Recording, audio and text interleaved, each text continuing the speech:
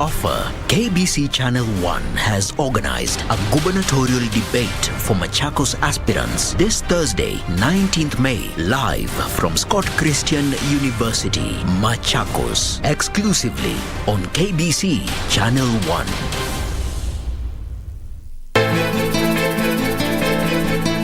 Kwa mimi ni wewe, ningetafuta passport, nikatafuta visa, nikatafuta nyasi za watu. Wako na baba kwa hatutaki hapa, so we don't have a choice. Mom, that's not right. Inajaribu kukusaidia lakini wewe uharibu kila kitu. Mwachaje? Mimi nikikwambia ni ufuate jambo, wewe unaona mimi mjinga sana, si ndio? Wewe huwezi kuelewana na mtu yote bila ya kutiana mangumi.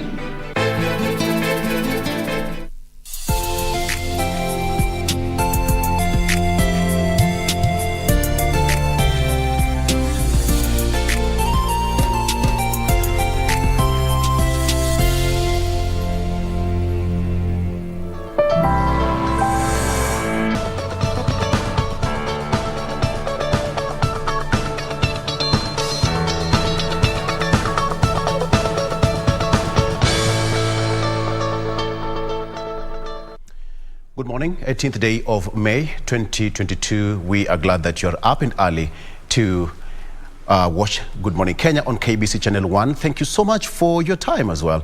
Now, ahead this program, today we have got an amazing lineup for your guest. One, we have got James Joroge Mushiri, who is running for the Deputy Governor, that is of Nairobi County, as well as IEBC Commissioner, Justice Nyang'aya. Let's talk about matters politics as well as preparation on the side of IEBC ahead of the August polls. That and much more coming later on. But then let me introduce the team, starting with Jane with me here. Jane, good morning. Good morning. How are you? Fantastic. As rightfully mentioned, it is the 18th day of May 2022. We do trust your morning has been off to a beautiful start. I am Jane Mamboy. We are glad that you have chosen to start your morning with us right here on Good Morning Kenya. We welcome you to share with us your thoughts. Use the hashtag Good Morning Kenya on Twitter. Our official station handle ever remains to be at KBC Channel 1. Doreen. Your roots are showing. Hey, the excitement. Excitos.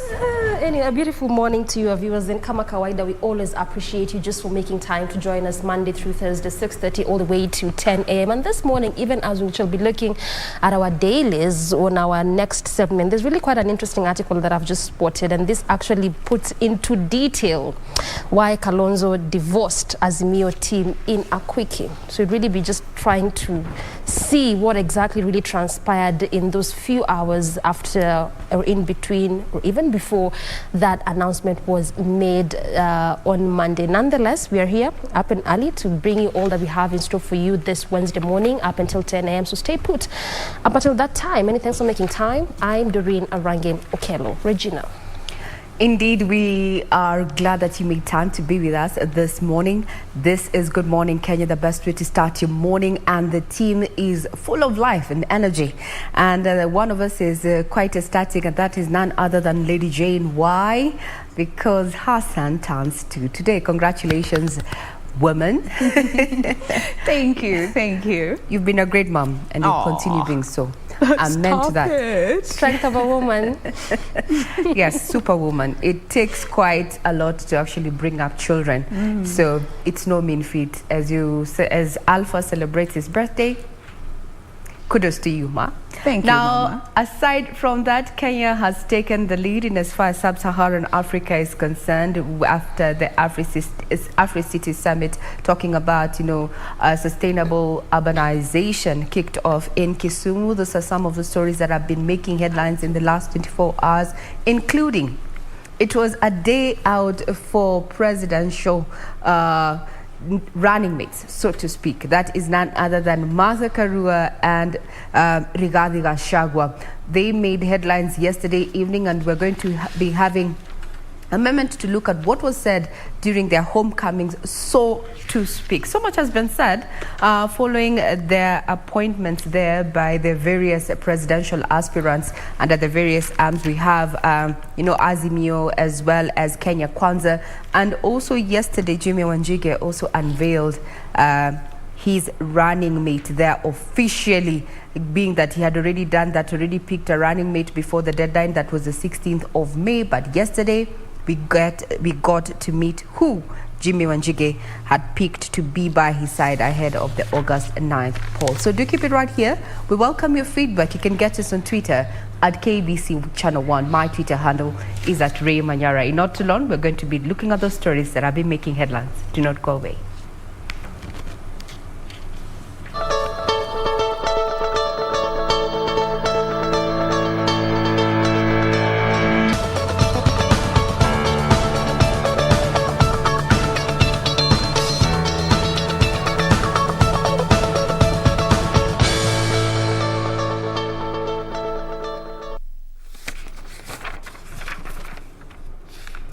Indeed, you're just in time for the news right here or in the headlines on KBC Channel 1. Just in case you're not able to watch it from the comfort of your home in front of a television set, well, we're streaming live on our various platforms. That is Facebook as well as KBC Channel 1 live stream on YouTube. Now, the 9th edition of the Africities Summit kicked off in Kisumu City, with the focus being on sustainable urban development across the continent. The summit brought together an estimated 8,000 delegates, among them key leaders across the continent. President Uhuru Kenyatta graced the forum. Wycliffe Okech has the details. First day of the Africities Summit in Kisumu City. Delegations from across and beyond the African continent streamed to the Jomo Kenyatta International Stadium for a summit being held in an intermediary city for the first time since inception. The summit brings together at least 8,000 delegates, including key leaders across the African continent, exhibitors and international media practitioners, rallied by the common goal of charting the way forward in devising homegrown solutions to the challenges bedeviling African cities. Led by President Uhuru Kenyatta, who officially opened the conference, speakers underscored the need by African cities to devise a common approach in addressing challenges in the urban settlements. So as we convene to deliberate on how we can establish a shift towards a new urban paradigm and unleash the potential of intermediary cities in fostering inclusive development and the realization of our SDGs and all other social economic development initiatives, we must keep in mind that Africa is becoming increasingly urbanized. We wished to send a clear message that the reality of our continent is reflected in the way we treat our intermediary cities. The AU has developed also the African Charter on Values and Principles of Decentralization, Local Governance and Local Development to facilitate implementation of decentralization, which remains a challenge in many countries. Kenya's 2010 constitution also receiving plaudits for birthing the devolution concept. Further, county governments are the generators of spatial plans and development plans that are aimed at promoting evidence-based decision-making. Intermediate cities also have the potential to address inequalities among groups that have arisen from central power structures that disproportionately channel resources to few urban areas. President Kenyatta used the platform to highlight his government's contribution to the development of intermediary cities through infrastructural development as envisaged in the Big Four agenda. These concerted actions have been through the Kenya Devolution Support Program, the Urban Support Program, the Kenya Slum Upgrade Program, and the Kenya Informal Settlement Improvements Program. The theme for this edition of the Africities Summit lies in the role of intermediary cities in the implementation of the UN Agenda 2030 as well as the AU Agenda 2063, both of which seek to improve living conditions for the populace. There is a deficit of housing and housing finance, with only 15% of urban dwellers in Africa able to afford to purchase their own homes. It's therefore obvious that we are already out of time to have our cities and urban areas connected by road, rail, air, ICT, and waterways. The summit is set to run up to May 21, with the local government seeking to sell the lakeside city as viable and prime for investment.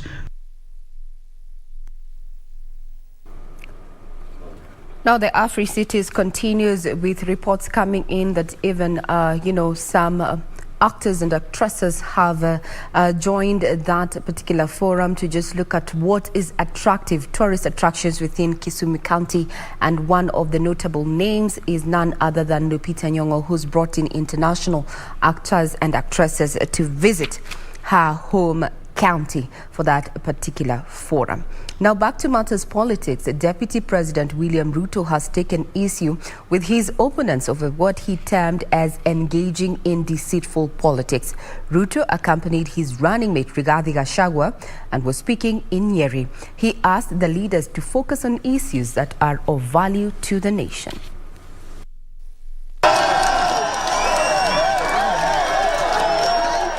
Deputy President William Ruto was in Mathira, Nyeri County for the burial of James Rigathi Gachagua, the brother to his running mate Rigathi Gachagua.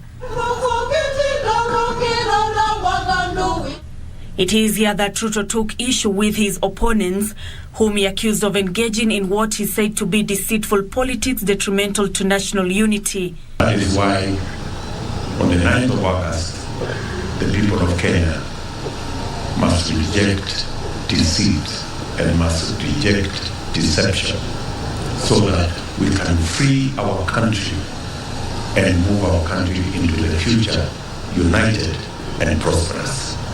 Ruto saying that the Kenya Kwanza team was keen on finding solutions to the country's economy, while accusing his opponents of being driven by the need to change the constitution to fit their interests. Tofauti kati yetu na wale tunashindana na wao ni kama usiku na mchana. Wanatuambia ya kwamba wanataka kurekebisha katiba kufaidi viongozi.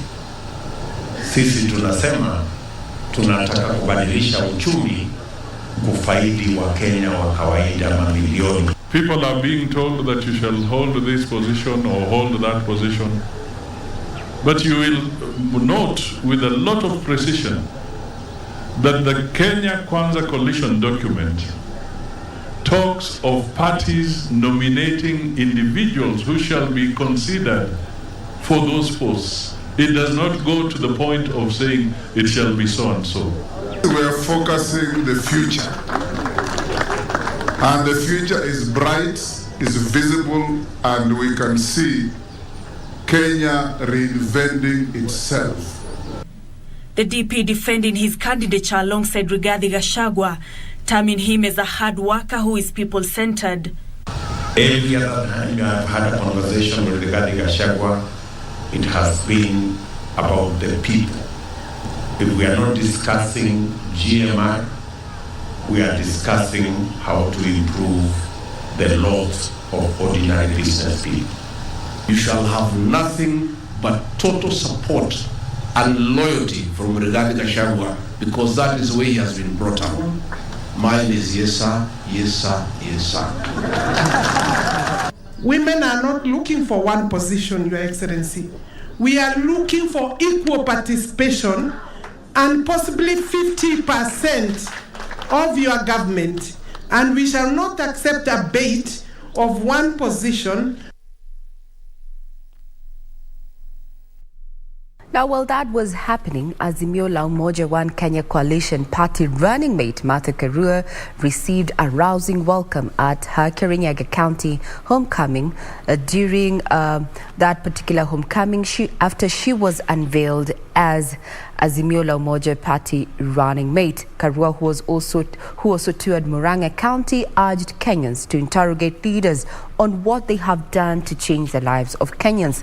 Karua visited the county day after she was named as Raila Odinga's running mate in the August presidential polls. She said Azimio coalition had the best interest of Kenyans at heart.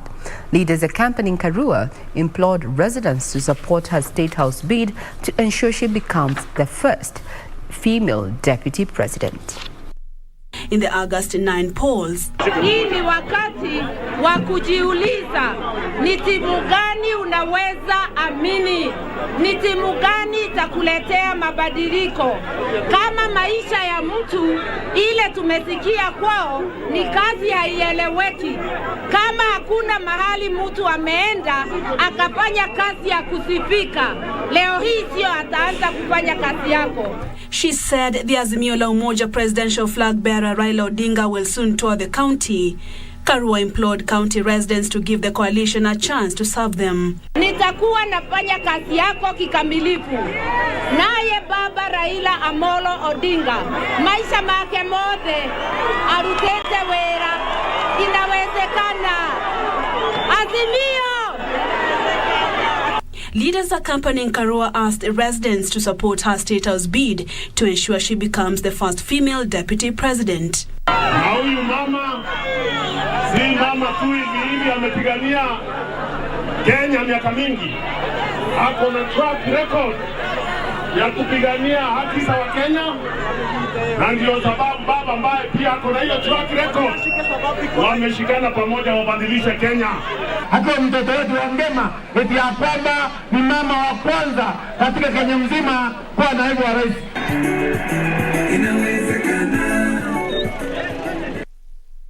Still on matters politics, Safina Party presidential candidate Jimmy Wanjigi has nominated Willis Evans Otieno, an advocate of the High Court, as his presidential running mate for the August general election.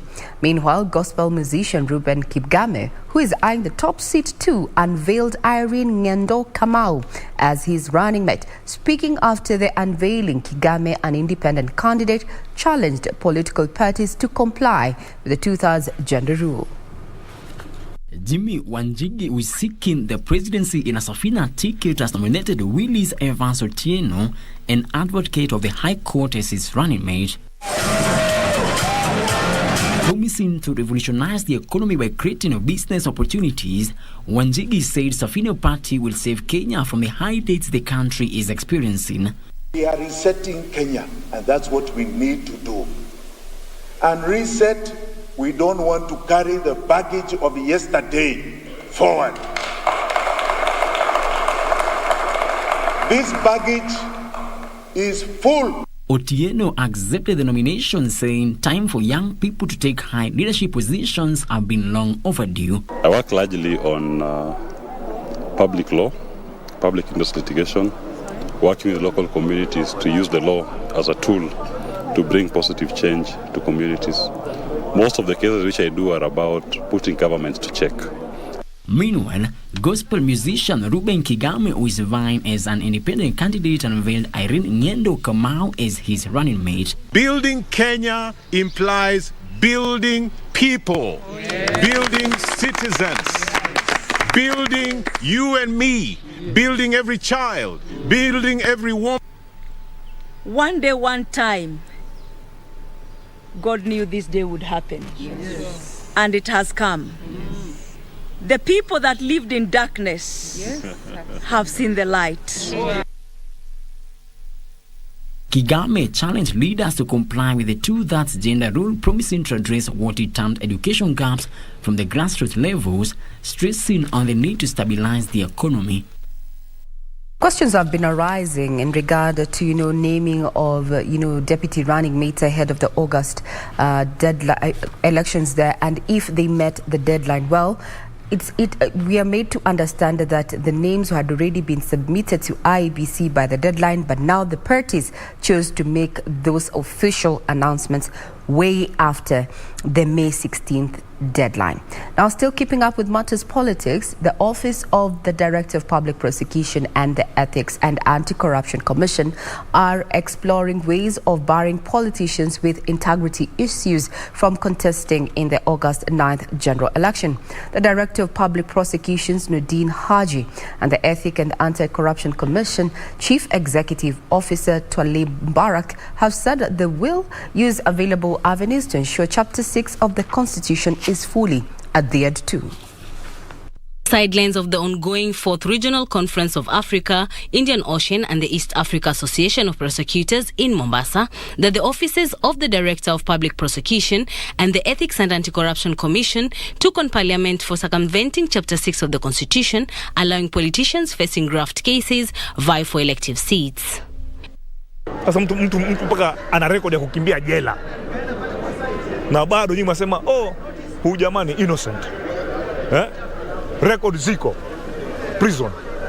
Ziko. Mtu alikimbia jela, na mtu akimbia jela anataka nafanya nini? Bas, tutatafuta tumshike na tumrudishe. Tuambiwe ni siasa nini? Hakuna shida. Unajua huwezi kufurahisha kila mtu.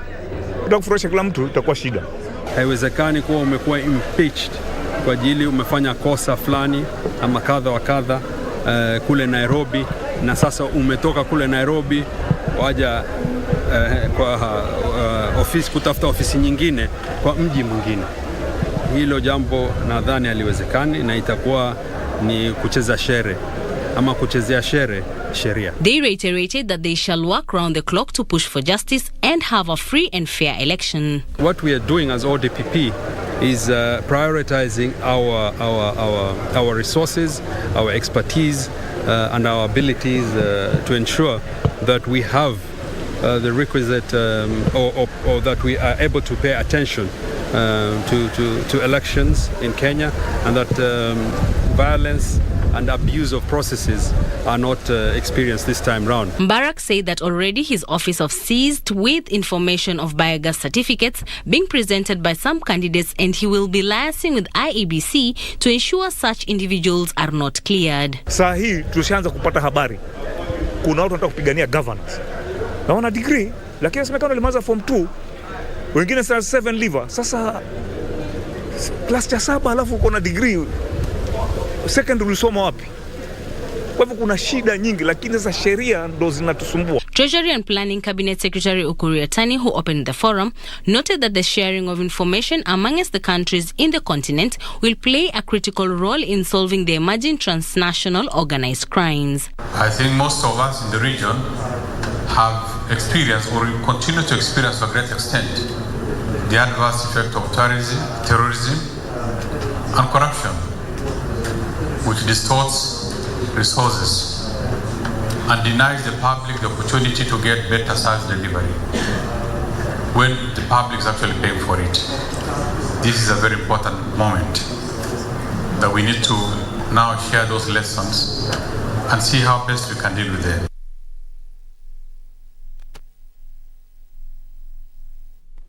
Off to Parliament, where legislators are divided over whether to approve or reject the nomination of Dr. Cecilia Mbinya Mutuku and John Ogallo to the Ethics and Anti-Corruption Commission.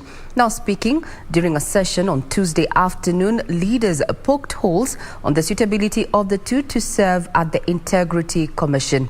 A section of MPs sought to have the House reject the two nominees, asking their counterparts to scrutinize the Justice and Legal Affairs Committee that found them suitable. The two, Dr. Cecilia Mbinya Mutuku and John Ogallo, were vetted by the Justice and Legal Affairs Committee, which in its report recommends the House approves their names. The legislators questioned the manner in which Dr. Cecilia handled the integrity question while serving at the Kenya Bureau of Standards and on non-tax compliance of Ogallo, who appeared virtually before the committee. The House will vote on the matter during the next sitting. And the Commission, I think that is very unhealthy. And we as people who are consuming this information, we do not care what happens. We just want investigation and prosecutions done. They must find a meeting point between the Commission and the DPP in how they are going to investigate and prosecute. So, Mr. Speaker, we have now reinvigorated this office. There will be no excuse at all from the Commission in how crimes concerning corruption will be investigated and ultimately prosecuted. I want to support this, and I thank you, Mr. Speaker, for entertaining this motion before the floor. Thank you very much. About fight against corruption. But I'm not convinced, Mr. Speaker, that the two nominees have what it takes to fight corruption against this country. I'm humbly requesting this House, Mr. Speaker, if we really want to continue with the fight against corruption, to reject these two people, these two nominees, Mr. Speaker, so that we can get qualified Kenyans, Mr. Speaker, who can be able to do this work for purposes of helping this country to fight against corruption. If you live away for 20 years and so, surely, Honorable Speaker, you cannot purport to be able to understand the issues of integrity and everything. Honorable Speaker, this is not a good nominee. Kenya is not short of right people. Kenya is not short of people who have not done bad things, Mr. Speaker. So if I go back and check from this document, Mr. Speaker, one who fed Kenyans with wrong water, she's the one who wants to become to oversight. Mr. Speaker, I totally disagree, and let us reject these two names in totality, Mr. Speaker. Thank you, Mr. Speaker. We'll be keeping tabs on that, on which way the legislature is going to go in regard to the nomination of the two. Now, talking about the gender rule, women have been challenged to use the 2/3 gender rule window to vie for various elective seats in the general election. Kenya National Commission on Human Rights urged the women to take advantage of the prevailing conducive political atmosphere to boost their numbers in the political arena. The Kenya National Commission on Human Rights and Elections Observation Group had a session with a section of women to analyze the results of the just concluded party primaries. The lobby groups are saying the number of women nominees in the party primaries was higher compared to the previous election years. We had earlier, before the primaries, suggested that one of the ways in which you can be able to deal with the women and the 2/3 gender issue is to the parties to identify women, strong women in their strongholds and offer them tickets. So some of them did that. We also saw, of course, some of the emerging young people, young women like Toto, who has become a celeb as a result of the same, coming through the UDA process. So those are positives. The ideologies within the political parties be crafted in a way that the respect and the participation of women is given prominence. If we're only going to do things just to fill, gaps and say that, yeah, tick that box, already we have a women league, we have a women caucus, it won't help. The groups challenging women to take advantage of the 2/3 gender rule to push for more elective seats. Women will participate better,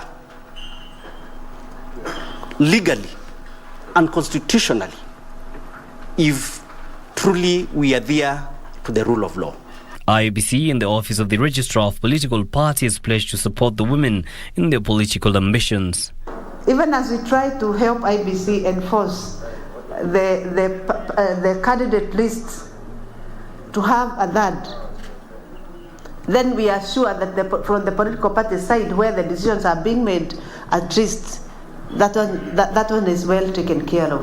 Kwa hivyo ni vizuri uwe tayari kwa open, usome hata lile unalolijua kwa kimila, kwa dini yetu kwambia, ukimsikia mtu hata kama jambo walijua, jifanye hujui kwa lengo la kutaka kujua Mungu.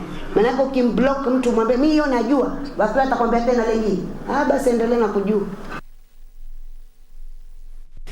Well, if you thought the wind of change is only blowing in Kenya, just look at what is happening across the globe when it comes to women in leadership. From Kamala Harris in the US, we have our very own Martha Karua there, appointed as, as a deputy running mate, or rather deputy president, if indeed Azimio take up the first top seat after the August 9th. And neighboring Tanzania, we have Samia Suluhu.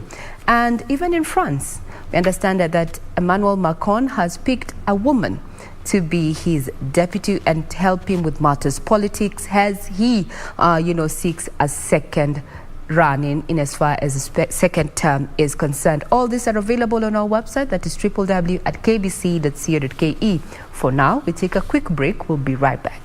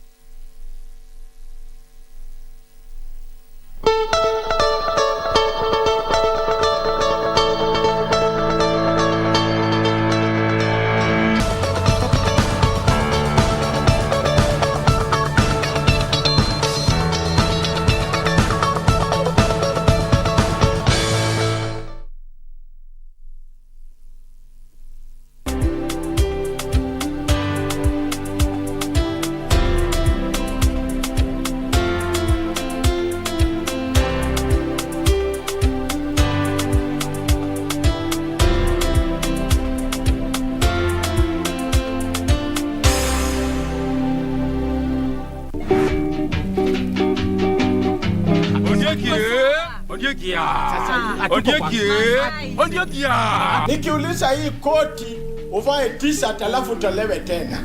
Unaweza kubali? Mama. Yes. Wakati mimi ilikuja ikatoa wewe nguo, unasema ikatoa wewe nguo ikararuia wewe. Uliona mimi? Mwiniona tena mbeleni. Sijawahi kuona tena mbeleni lakini hujawahi. Ngoja, hujawahi, si ndio? Bibi ya Wasfarat. Sasa hiyo ni nini? Wasfarat ni nini? Sasa wewe unatolewa nguo gani na orende yako ni suka? Si ninasika tu saindi moja nasunguka hivi nguo yote inatoka. Nani ametuma mimi kurarua hiyo Foster? Ni senator wako. Ene Kamen. Ni nani amefua watu nguo? Ni senator wako. Ni nani yuko na makosa? Ni senator wako. Ni nani anashitakiwa? Ni senator wako.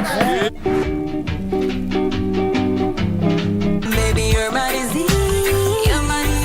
yeah. It's like I checked it in rehab. Cause you only need the light when it's burning low. Only hate the road when you're missing home. Just make a wish. You'll never want the things. Baby, give me that good loving.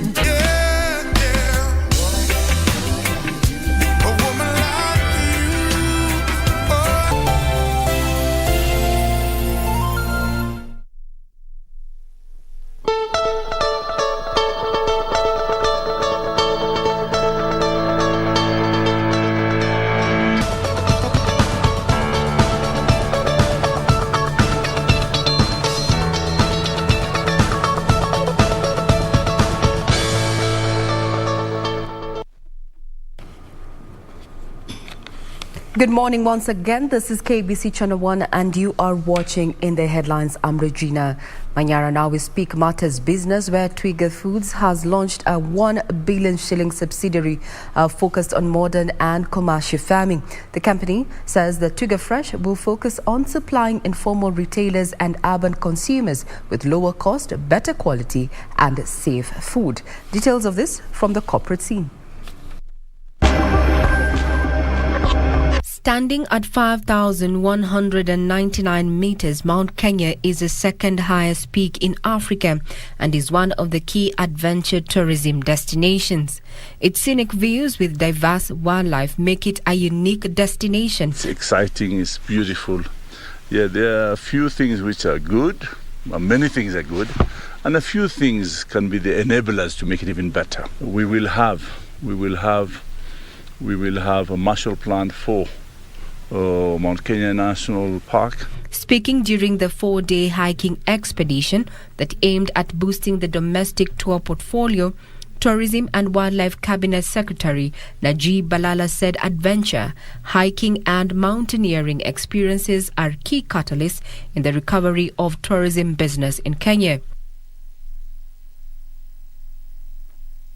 Still on tourism matters, Radisson Blu Hotel in Nairobi has resumed operations after 2 years under new leadership after finalization of the acquisition of the facility. Congratulations to Radisson Blu. We know you have the product, you have the service, and we will all go to support you. So, yes, congratulations for this reopening, and we look forward to better service. We had around 300 staff before we closed back 2 years ago, and we've employed just over 220. So we're back to a good number that can run this hotel, but keeping in mind that COVID really affected us, we still will try and see how we can manage with what we have. The hotel is banking on its modern style and ability to let guests focus on a work-life balance to attract traffic. And Twiga Foods has invested 1.5 billion shillings in a system that would help reduce fluctuation of food prices by directly linking farmers to consumers. And essentially, this is a project that I'm very, very proud of, because what we've done in a very, very short span of time is to step change food production in the country with regard to things like tomatoes, onions and watermelons. In working with IFC, we've started building protocols in terms of how we're assessing our impact or how we're actually looking at food production on the ground. The investment targets to scale up the efficient production of domestic horticultural staples like onions, tomatoes and watermelons. Now, before we bring the news to a close, let's just give you some quick updates on what has been happening in the sporting arena. Is that the National Athletics trials for the Buckingham 2022 Commonwealth Games that was slated for this Friday and Saturday have been postponed to next month. We will be keeping tabs on that. And our triumphant Deaf Olympics participants jetted into the country yesterday evening. Now, Kenya won 5 gold, 7 silver and 12 bronze and was ranked 10th globally and first in Africa. Details of this and other stories are available on our website, that is www.kbc.co.ke. For sportsmen and women who participated in the Summer Deaf Olympics in Brazil, kudos. Continue doing us proud as Kenyans. Now we take a quick breather. When we're back, we're going to be sampling the various dailies that we have with us in studio.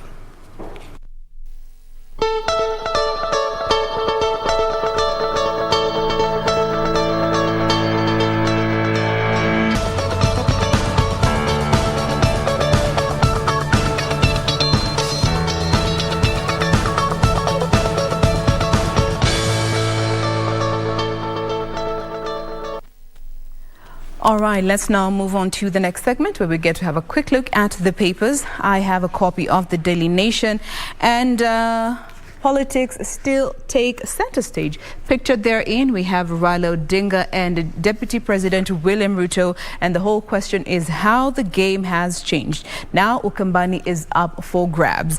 Now Western seems to be undecided, and the whole gender card has also been thrown in the wax. But as the race to State House continues to heat up, battlegrounds and ideals are becoming more apparent for the individual coalitions, but still the two front runners, Raila Odinga and Ruto, still have a lot to do to ensure that they secure the 50+1 vote. Here they go on to give a comparison between the 2017 registered voters versus who voted and the expected number of voters that have been registered for the 2022 general elections, and an estimate, or a rough estimate, as to who might vote. And they also compare the Uhuru Ruto numbers back in 2017 and the Raila Kalonzo numbers back in 2017, focusing on Mount Kenya, Western and Ukambani. I'll be giving you these details in just a bit.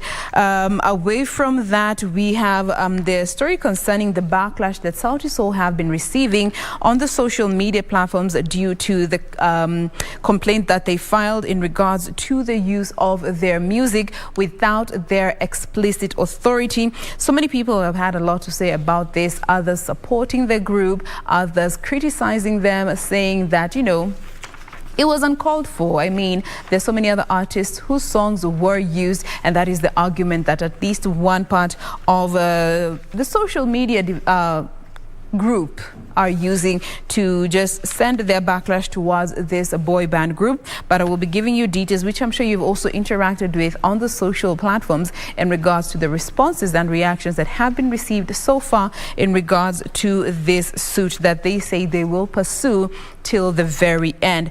Away from that, Africities Gala opens up with call for elevation of municipalities has also been featured here. That is roughly the front page of the Daily Nation for you this Wednesday morning. Victor. All right, and on to the Star newspaper on the front page. How Gachagua, Karua will shape Ruto Raila battle.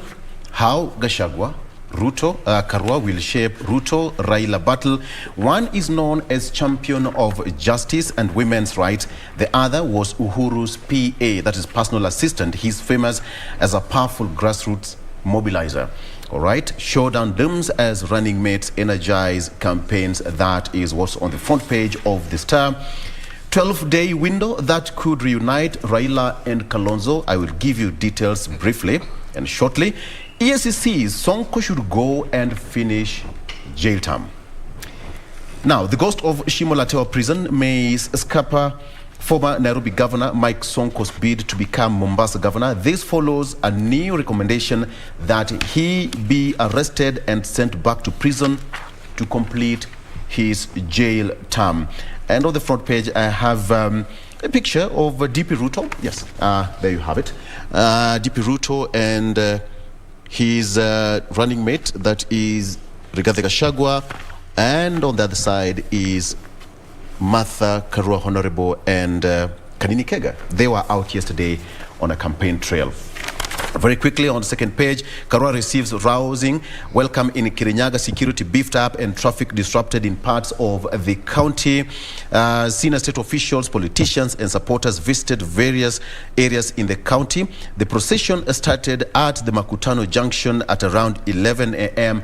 and headed in Mutithi, Mutithi, Murabara and Kutus. That was yesterday. Azimio boss pledges economic liberation if elected president. That is Honorable Raila Odinga speaking yesterday in Kisumu during a roadside rally. The story of Sonko. Yes, once Sonko arrested, taken back to Shimolatewa jail. The Ethics and Anti-Corruption Commission yesterday recommended that Sonko be re-arrested and taken back to Shimolatewa GK prison, from where authorities say he escaped in 1997.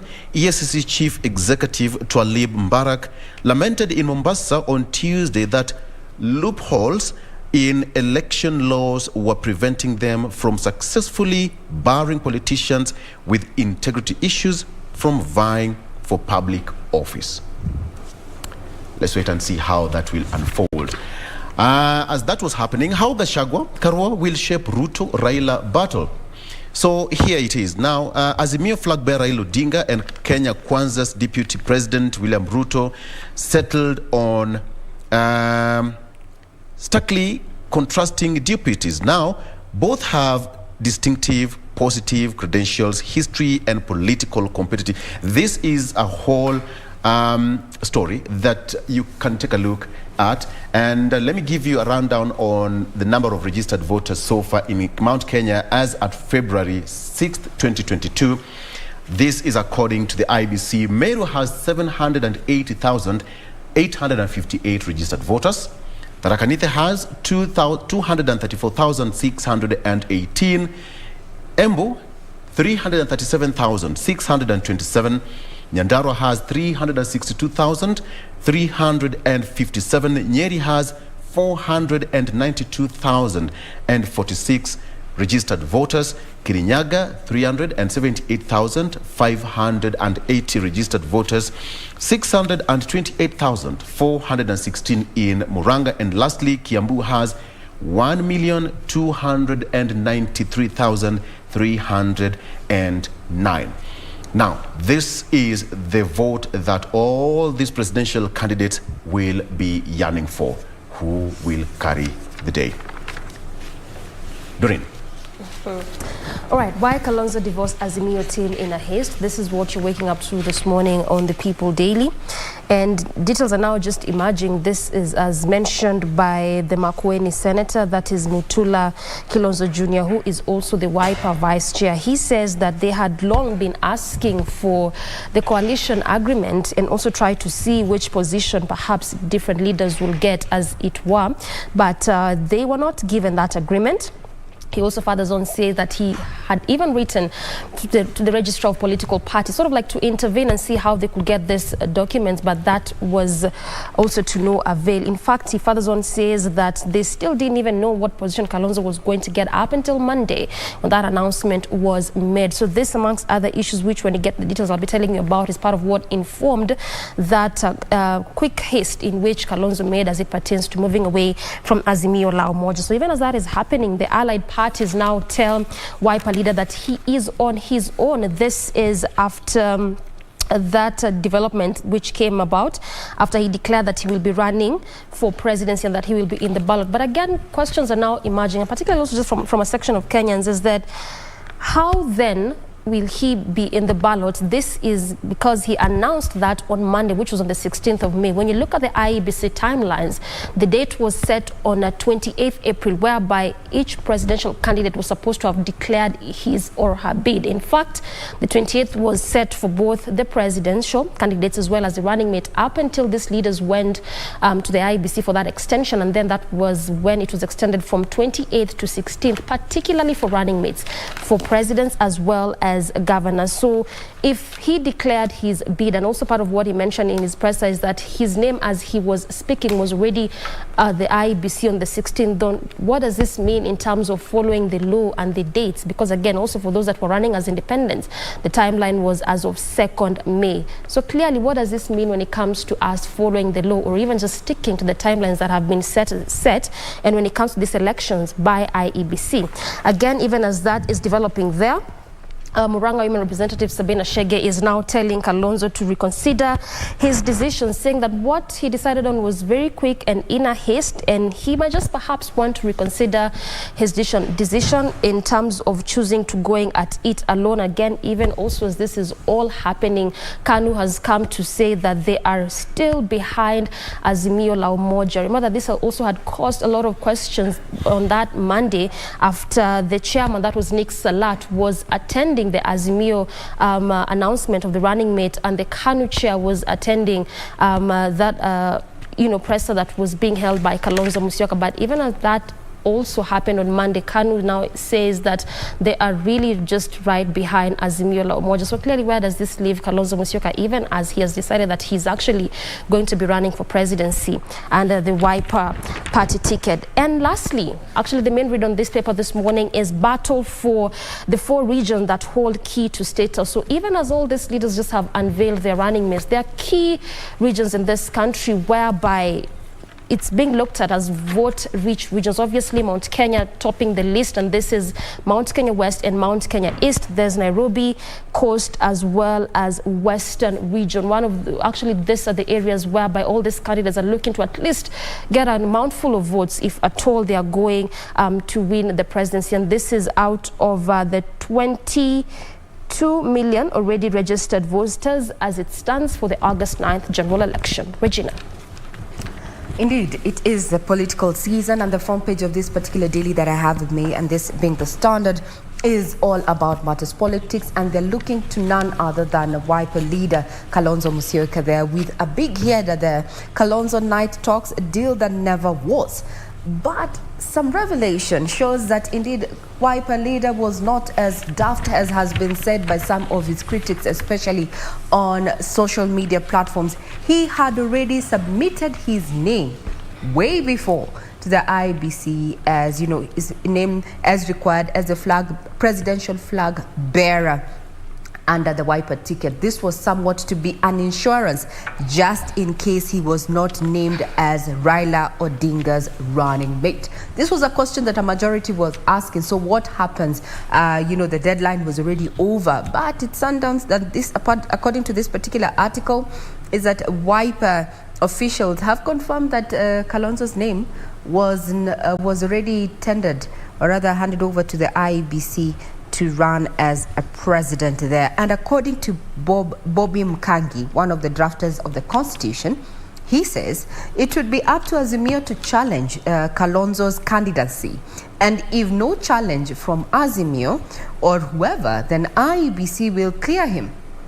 That is putting the question of the constitutionality of that move by Kalonzo there. Now, Wiper submitted the former VP's name to IEBC before the April 28th deadline. However, Azimio agreement ties, Wiper to the coalition until 3 months after the election. There we've had, his team, Kalonzo's team, coming out to say, and this is Mutula Jr., saying that they had not privy to the contents of that particular agreement. They get to read what positions, what slots, what has been signed therein. So let's wait and see. As you say, politics is quite a fluid moment. Now, this comes at a time when, some leaders within Eastern, especially Ukambani there, have been asking Wiper leader to return to the fold, for the sake of the community. Leading the pack is none other than Charity Ngilu, who says Ruto's choice of Rigathi Gachagua as his deputy running mate, or rather his running mate there, left the coalition with no other option than Martha Wangari Karua, as far as the Azimio's choice of running mate there. So according to Charity Ngilu, is that for development to come to Eastern, given that she's, in her opinion, that Azimio is going to carry the day, she wants Wiper leader Kalonzo Musyoka back in the fold. If he is coming back, well, time will tell. They say even up until the last minute, negotiations are still held. You know, it seems that the voter, we just cast the vote, but negotiations have been elsewhere. Now that's the main read on the front page of this particular daily, being the Standard, and it also has a pictorial here that depicts the day, actually the running mate's first day out. We have Rigathi Gachagua there, pictured with the Deputy President William Ruto. Rigathi Gachagua was attending a funeral service for Mathira MP's brother James Renrani in Nyeri yesterday, while at the same time, Azimio presidential running mate Martha Karua was having a homecoming in Kirinyaga yesterday. Other news that are making headlines is that a landmark ruling was made by Justice Odunga there that has given way for a retrial of those who had been who are serving sentences on sexual offences. There, further details are still available on our website for that. And also some good news, looking at that, ICT has been pegged as one of the catalysts of the fourth industrial revolution. And now computer coding syllabus pilot project that is going to involve 100 public primary schools and other 50 public secondary schools. A country is going to be rolled out in the next 1 month. That's just but a sneak peek of what has been given precedence in this particular daily. Jane? Now, let me just bring you back to this main read here on the front page of the Daily Nation, how the game has changed. And according to this article, they've highlighted some 5 key factors. Number one, looking at the past general elections that we have had, the choice of running mate has never been a big deal as it has been in this particular round.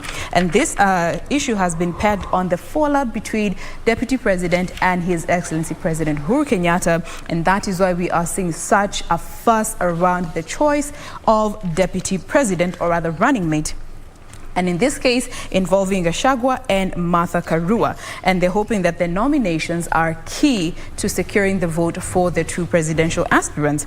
Number 2, they have brought in the issue of the Mount Kenya vote. Looking back at the 2017 elections, President Kenyatta and Ruto garnered some 3.3 million votes from Mount Kenya alone, and that constituted about 54% of the entire 8.2 million votes that they secured. And of this 3.3, it is estimated that the Deputy President contributed 30%, which translates to 1 million votes.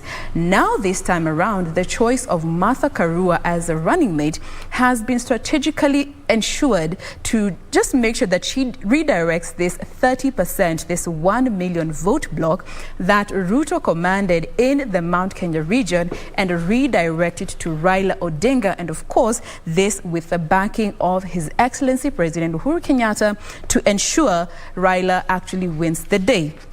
Number 3, Kalonzo Musyoka now introduced the whole question of a runoff, and this is based on the fact that should he just secure enough votes, just enough votes to ensure that neither Raila nor Ruto will actually cross the 50+1 vote mark. And mind you, the Ukambani region has a 1.7 million vote block. That is the third aspect. Number 4, the whole question of voter turnout. Looking at 2017 and also this year's general elections, and more so on the number of people who were expected to register but they did not, the whole question of voter turnout has also been termed as a wild card and could threaten Deputy President's chances in the job, and that's what they have highlighted here. And finally, the whole gender card. Now, Mr. Odinga is betting on Martha Karua's national appeal and the fact that she could be the first woman deputy president for our country. On the flip side, there's Ruto, who actually pledged that he would appoint at least 10 women in his cabinet to sort of counter this gender aspect that has been thrown into the works. So that's the story that has been featured here, looking at the stakes between Raila and Ruto. Again, it's still being considered as a two-horse race, factoring in Raila on Odinga and the fact that they are at the fore. So you can also get to read more of this story as you go about your day and pick which paper best resonates with you. Doreen. Just mentioned that runoff, and I remembered in 2007 whereby there was a similar incident. And even as you're going through the Standard, Ray, you've talked about the fact that Wiper had actually submitted then presidential flag bearer, that is Kalonzo Musyoka, already to the IEBC prior. So, quote unquote, they're sort of in line with the timelines. But then again, this raises the question of what if Azimio had then nominated Kalonzo as the running mate? Would they have gone to the ORPP and taken back their certificate in terms of what they had submitted, or would it just have remained so that this one person gets to have two positions, that of running mate and that of presidential candidate, given the fact that his name would have been nominated twice? I mean, it just raises a lot of question, and this also brings the whole aspect of deceit in that connotation. Now, even as that is happening, back to this story of Kalonzo divorcing Azimio and what Makueni Senator Mutula Kilonzo Jr. said, who also serves as the Wiper Vice Chair, just saying that they had expected any offer to his party leader to be ratified by any agreement deposited at the registrar's office, which didn't happen. Also saying that they were not aware, or in fact they didn't even know what position their party leader was going to hold up until that announcement was made on Monday, whereby Raila Odinga nominated Martha Karua as the running mate and the chief minister went to Kalonzo Musyoka. So this is just part of also what informed that moving away from the coalition. But again, remember, even as we talk about the fact that Wiper had submitted the document earlier to the ORPP, the dates had been set for 28th for those that wanted to run for presidency to submit their names to the ORPP. And the running mate was extended for both presidential candidates as well as governors from 28th to the 16th of May. And this is why we saw what was happening on Sunday as well as Monday, particularly from these two major coalitions. For those that wish to go at it alone, particularly as independent candidates, the dates had been set for the 2nd of May. We really didn't quite hear any talks of perhaps Wiper leader deciding or even choosing or even wanting to perhaps submit his name. So up until this development is just happening, coming out yesterday, that he had done this prior to this announcement that was made by Azimio La Umoja. Again, remember, there's that part of the binding of the coalition agreement whereby it says that you cannot leave 6 months to the general elections. As it stands, we are sort of 82 days to that. So what will the court say in respect to this? These are just some of the developments happening and what we expect to hear even from the courts. And with that, it puts a cap on what we had for you this morning on In the Dailies or In the Headlines. We continue with the rest of the programming with Victor Olo on the other side of studio. Victor, over to you.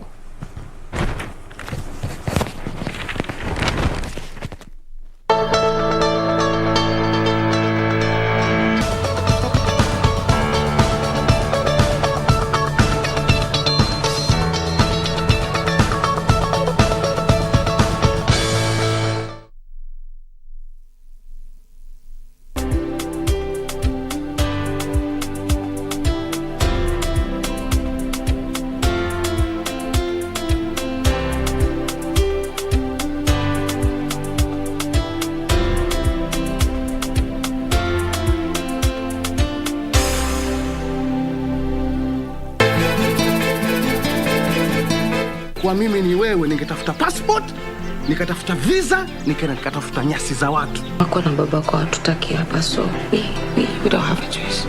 Mom, that's not right. Inajaribu kukusaidia, lakini wewe uharibu kila kitu. Achaje! Mwachaje!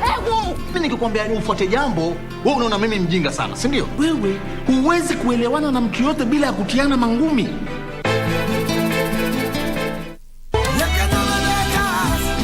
I seriously think Julieta's losing her mind. I am going to my daughter's wedding.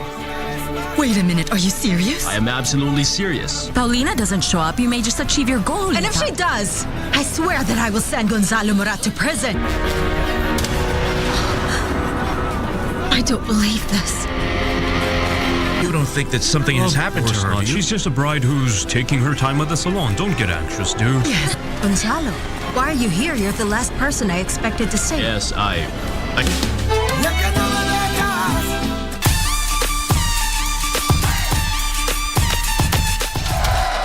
Thanksgiving night, the MLW World Heavyweight Championship on the line. I don't know if you noticed the deep breath coming from Ross Von Erich. He is focused. This might be the biggest match in his career. Sling Blade takes down Jacob Fatu. Ross now, this drop kick connecting. Ross Von Erich flying Ross body. Oh, come on now, Semile's gonna chair. The referee is down. Drop kick through the chair to Semile's head. Ross is finally gonna get a little help. What the hell? What? Come on, Tom!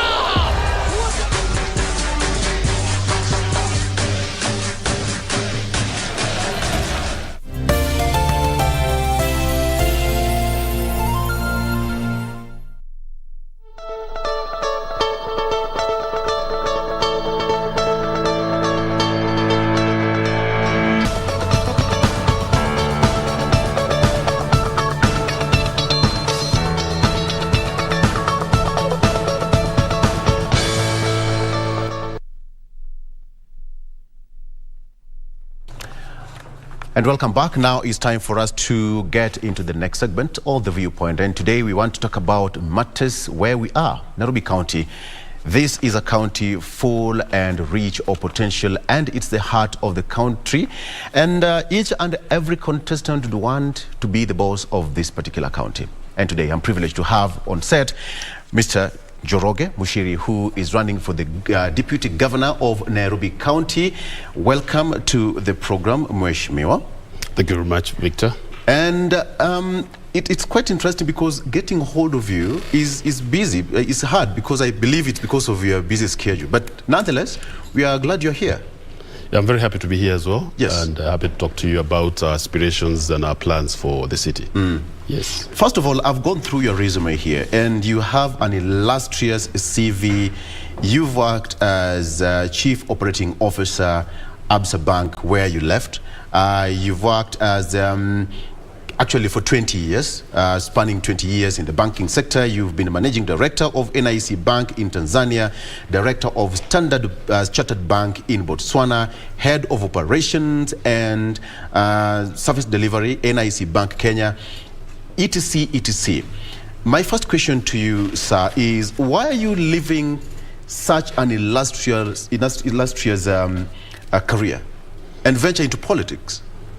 I think it's a very important question and consideration. But when you look at each of us, we must think about ultimately our purpose. And while you could have a good career like I've had in the banking sector, I think it is also good to think about service to wananchi and service to the community and service to the country. And I've been doing this all along my career. And I've only transitioned from doing it part-time to doing it full-time. So I'm quite comfortable and confident that the journey that I'm now embarking on of service delivery to the country, of giving back to the community, is something that I will be able to do well. And it's something that I'm well prepared for. Because it's good not just think about yourself in society, but also what impact and legacy you leave in society. So I'm very comfortable with the Was position. it your personal decision, or you approached by quote-unquote external forces that you quit your career and come into politics? It's my personal decision, and it's a decision that I have made and I had made over time. I had considered over time, and therefore the opportunity to get into elective politics just came at the right time, because now we are now faced with the elections this year, and I decided this time I'm going to be a part of it. Yes. You know, it's quite interesting because you're leaving a banking sector where it's more of a back office, and you want to venture into where name calling, service delivery, you have to get dirty, quite literally, is involving. But then now, Nairobi is a county of close to 5 million people. How are you going to tackle this? I think it's in the banking sector and in the kind of activities that I have been involved in, as you've rightly said, I have been part of the financial services sector in Kenya, in Tanzania, in Botswana, in other parts of the world like Ghana, Brunei, and in Europe. The focus is when you serve people, is that you are out there and you have to interact with them. Yes. And therefore, when I was doing my financial services duty, when I was doing the transition work that I was doing in the banking sector, I always interacted with people.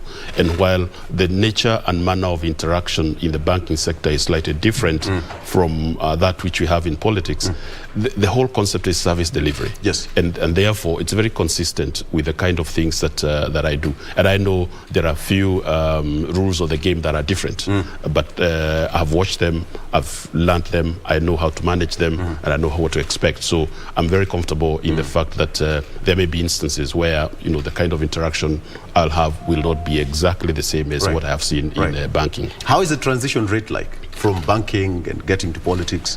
Meetings after meetings, meeting wananchi each and every second. Your phone is always a buzz. How is the transition like?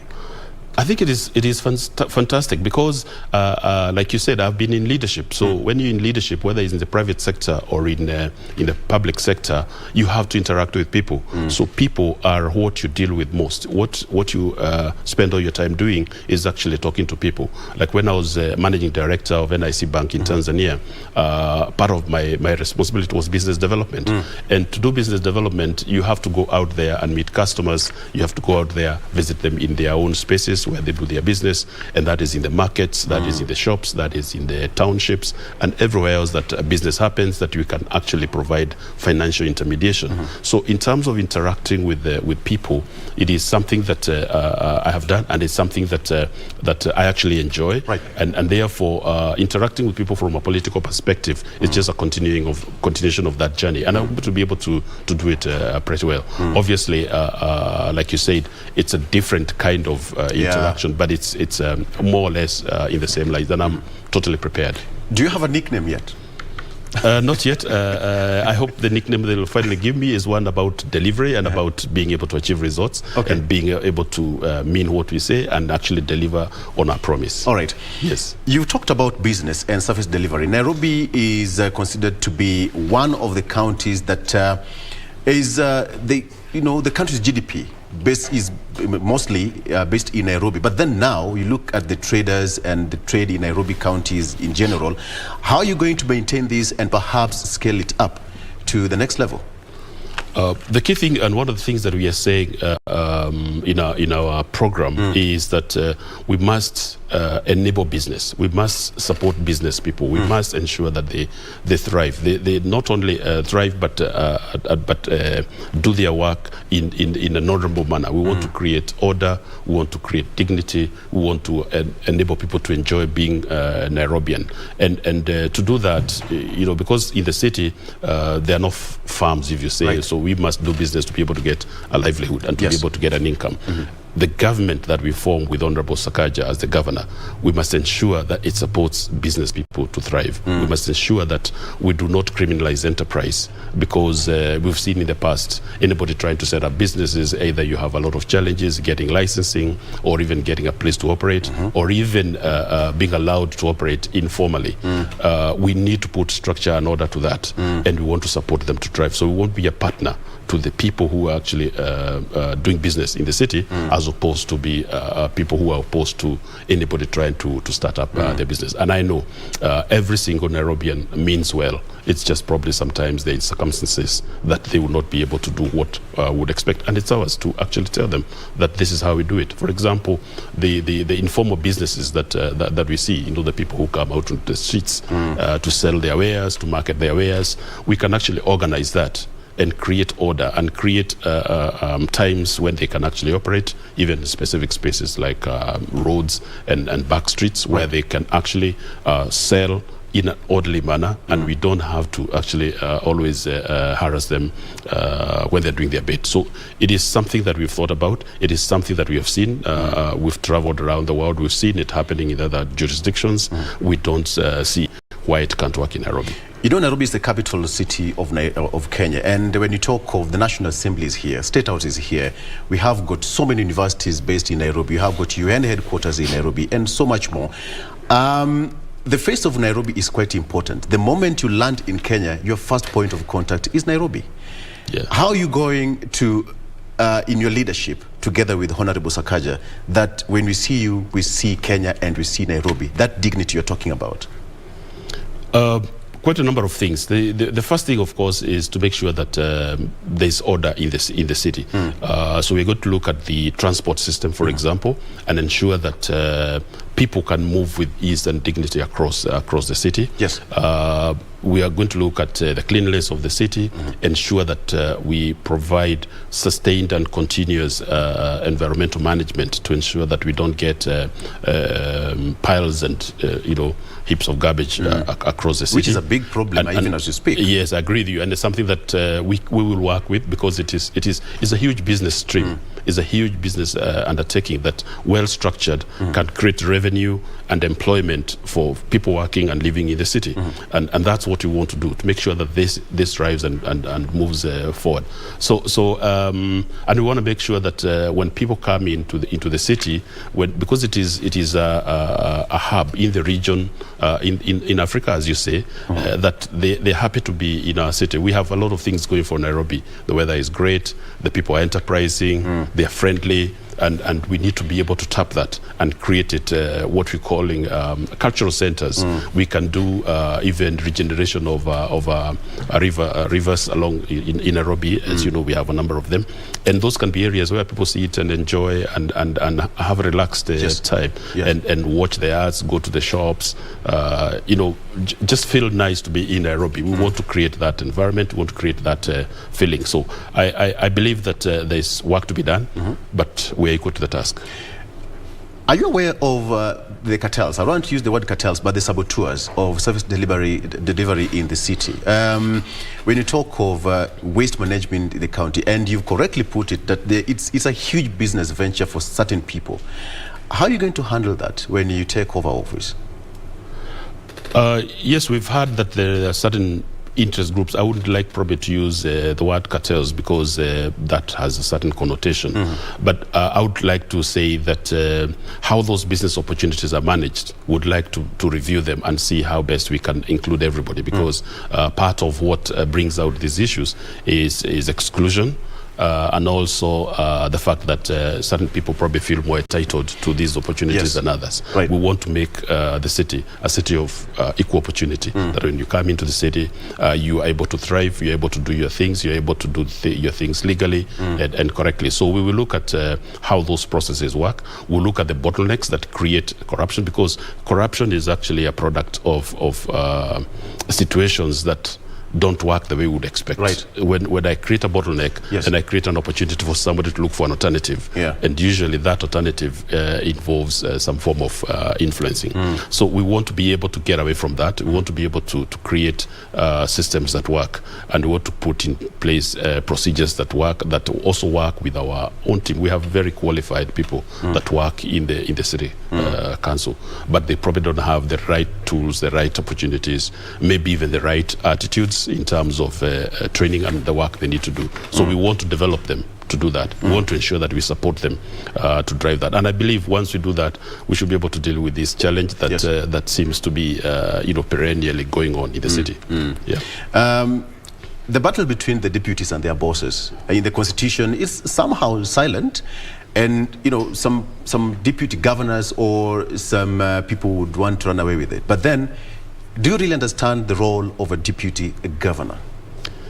Yes, I fully understand the role of a deputy governor, but more than just the deputy governor role as defined in our constitution, we already have had extensive conversations with the governor, the incoming governor, Honorable Sakaja, and he's already delineated and identified roles that I would be performing as deputy governor. Yes. For example, I'll be responsible for the trade and licensing process within the city. We are already looking at locations to build of about 20 new markets. That will be my responsibility. Managing the city in terms of the service delivery processes, that is my responsibility. I think I'm going to be very busy. I'm going to be really busy, and it's something that I'm looking forward to, because there's a lot of work to be done, and there's very good understanding between me and the governor that we'll be able to deliver that, and my role is very well defined. So I see no challenge in that process. When you sit down, the two of you and the committee and the team that is helping you to run the affairs of the campaign, what really keeps you awake at night, the two of you?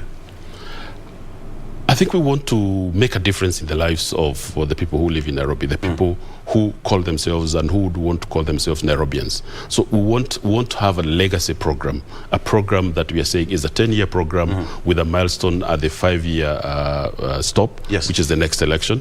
And we want to be sure that when we are done with the piece of work that we have to do in Nairobi, people will remember that the administration of Honorable Sakaja and Mushiri is the one that developed these particular key programs and changed the way people view themselves in the city and the way they view life in the city, restored order and dignity, and enhanced hope and created opportunities within our residents in the city.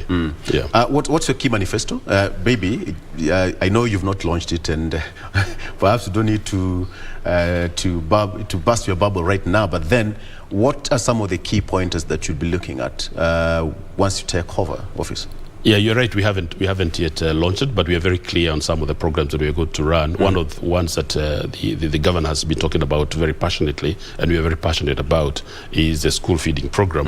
We want in all our public schools in the city to actually assure that the children, when they go to school, they get a meal, so that they don't have to worry about what they have for lunch. The parents don't have to worry about what they have for lunch, and that will enable them to be better learners and to be better understand what they are being taught in school. I think that creates a huge impact right back home, because of course when the parents don't have to look for money for food for their children at lunchtime, even they, wherever they go, they have peace and they can do their work in peace. That's one of the key things that we are looking at. I've talked about the markets. We are going to develop 20 new markets. These are going to help people do their jobs in dignity, instead of sitting on the streets and being rained on, being ran after by the council, askaris, sitting out in the sun. We want them to work in spaces that have dignity, that have got assurance, and they are able to do their businesses. But DJ, that has been a problem in the city for quite some time. Are we going to achieve it? We will manage it. I think what we need is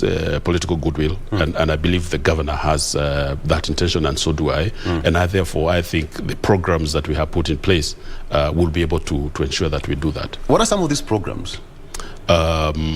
What I've just said, one of the things, when you put in markets where people can do their trading, then you know that you don't have to run after these people on the streets. But that's the one side. On the other side, we can actually order and create order in the street trade, the people who work in the streets, because, and we've seen it in other towns. It's not rocket science. It's not new. We just need goodwill. What we have seen, I've seen personally in places like Hong Kong, streets where from a certain time to a certain time they are closed out, and hawkers or these people who do business on the streets come with their little carts, and they place their wares on those carts, and they sell from a certain point, a certain time to a certain time, after which they close down, clean up the space, and go back home.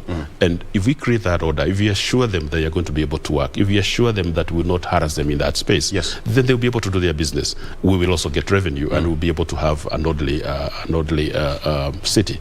Because what you want is people to walk out on a Saturday afternoon or a Sunday morning or afternoon and just stroll around the city in peace and security, and they can pick up whatever they want to pick from whoever are the vendors on the streets without a challenge and without feeling that they're insecure and they are not exactly in the right place. And the people who are selling these items will also be feeling that they're making a livelihood. We will make people proud to be Nairobians. We will make people proud to live in the city. And that's why we are saying, let's make Nairobi work. Nairobians will never feel proud of being Nairobians if the issue of insecurity is still at the center stage. We see muggings in broad daylight, executions in broad daylight, the ups and downs between the traders on the streets and the city council askaris is still something that is scaring many people. In administration, together with the governor, how are you going to handle this so that I walk in Nairobi with my head held so high? Yes, and security is an interesting, is a very critical aspect of what you do, because everything that we do must be in a secure environment. And that is a relationship that we have to work alongside with the national government. But we must address the root cause of these issues, which is basically poverty and the inability for people to have food on the table, and therefore that challenge translates into people getting into criminal activity. So we believe that when we create the opportunity for people to do business in a legitimate manner, we will very significantly impact that. But we'll also have our own management of the security activity across the city alongside the national government to make sure that people feel secure, people feel safe, and people are treated well when they want to have a relaxed day in the city and to go about their business in a peaceful manner. You're well traveled and you've been to different countries. Anytime you are approaching a nation, city center, how do you see Nairobi? When you're landing at night, during the day, and you pair with Hong Kong, home away from home, how does it feel? I think the first thing you want to do when you get into a city like Nairobi is you want to feel that you can go into your hotel in peace, whatever time it is. If you land into a city, that you can find your direction, that you can find conveniences, that you can find people who are friendly, who you can talk to, and you can find things that you need to look for. Yes, I think we need to get Nairobi to that level. Nairobi has very many things going for it. Like I said, good weather, good people, friendly people, and all that kind of thing. We just need to harness that potential and grow it and drive it forward and make sure that Nairobi is the hub it should be in Africa, in the world. And it's something that can be achieved. It's something that we want to achieve. It's something that we are committed to achieving. Yes. Before you take a break, let me ask you this question. The issue of taxation. Yes. Left, right, and center. Anything you want to do, you have to part with 20 shillings, 50 shillings, 100 bob, or even 200 shillings. And traders or Nairobians in general feel that their pockets are being drained on a daily basis. Are you considering handling this in the next administration? Oh yes, we want to do that.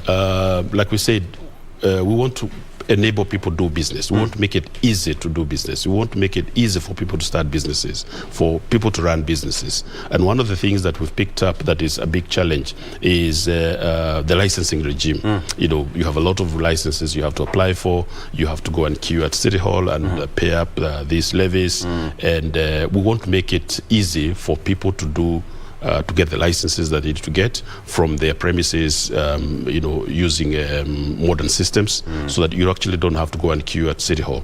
That will have two impacts. One of them is to reduce the amount of time that businessmen waste trying to go to City Hall, and two, it is going to remove wastage and leakage from our revenue collection, and therefore it's going to affect to improve our revenue streams, which is what we need to do, which then we can reinvest in ensuring that the trading environment is better. It's going to have a positive feedback, and that is what we are committing to do. We want to make sure that our people don't queue at City Hall when their businesses are closed, when they are not actually doing the trade. And when you do that, you'll have better output, both at the trader level and at the county level. All right. Yeah. But Gigi, please stick around because we want to take a break, and we come back. I still want to ask you the issue of revenue collection in the county and the spillage that is affecting service delivery to the residents of Nairobi and so much more. That is coming up after this particular break. Stick around.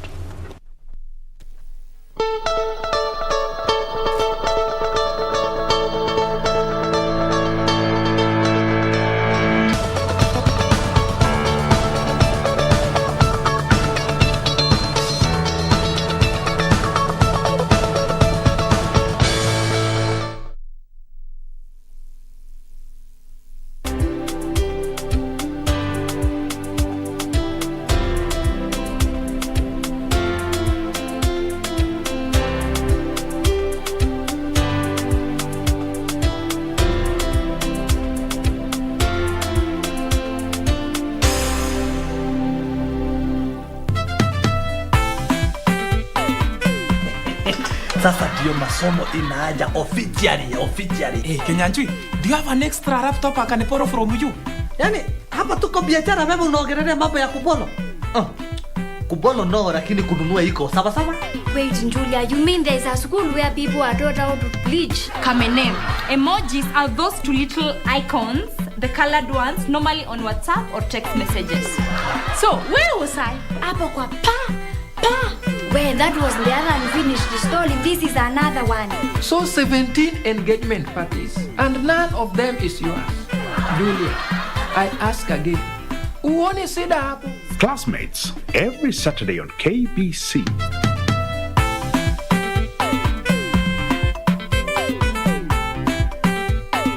They came, saw, and scored their way to the DFB Pokal final. Germany's valiant rivals, SC Freiburg and RB Leipzig, are a heartbeat away from lifting the ultimate trophy of which none has ever won. SC Freiburg are still hopeful of winning their first major title in club history. Meanwhile, RB Leipzig have reached 2 of the last 3 DFB Pokal finals, losing 3-0 to Bayern Munich in 2019 and 4-1 to Dortmund in 2021. It is therefore a moment of truth for these finalists. So 5 from 6 this season, make that 6 from 7. 35 minutes gone, 3-0 Freiburg. This is history in the making. As we reveal the identity of 2021-2022 DFB Pokal champion, keep a close eye on this grandest match between SC Freiburg and RB Leipzig on Saturday, the 21st of May 2022 at 9 p.m. live and exclusive on KBC Channel 1. KBC Channel 1, your true sports partner.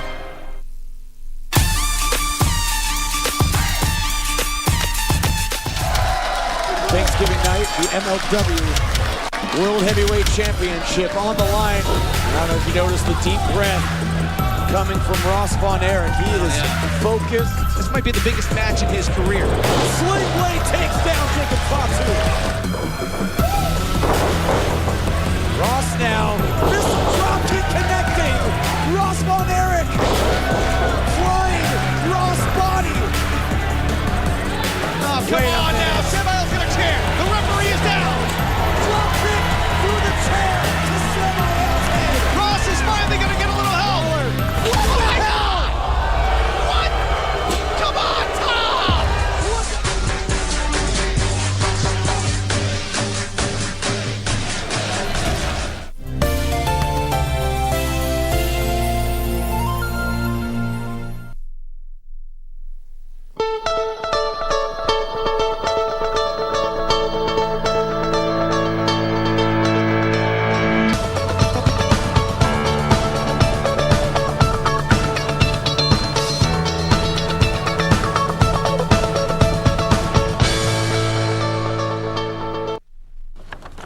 Welcome back, and the viewpoint still continues, and with me today I have got Joroge Mushiri, who is running for the Deputy Governor role and position in Nairobi County. Is Governor watching, Sakaja?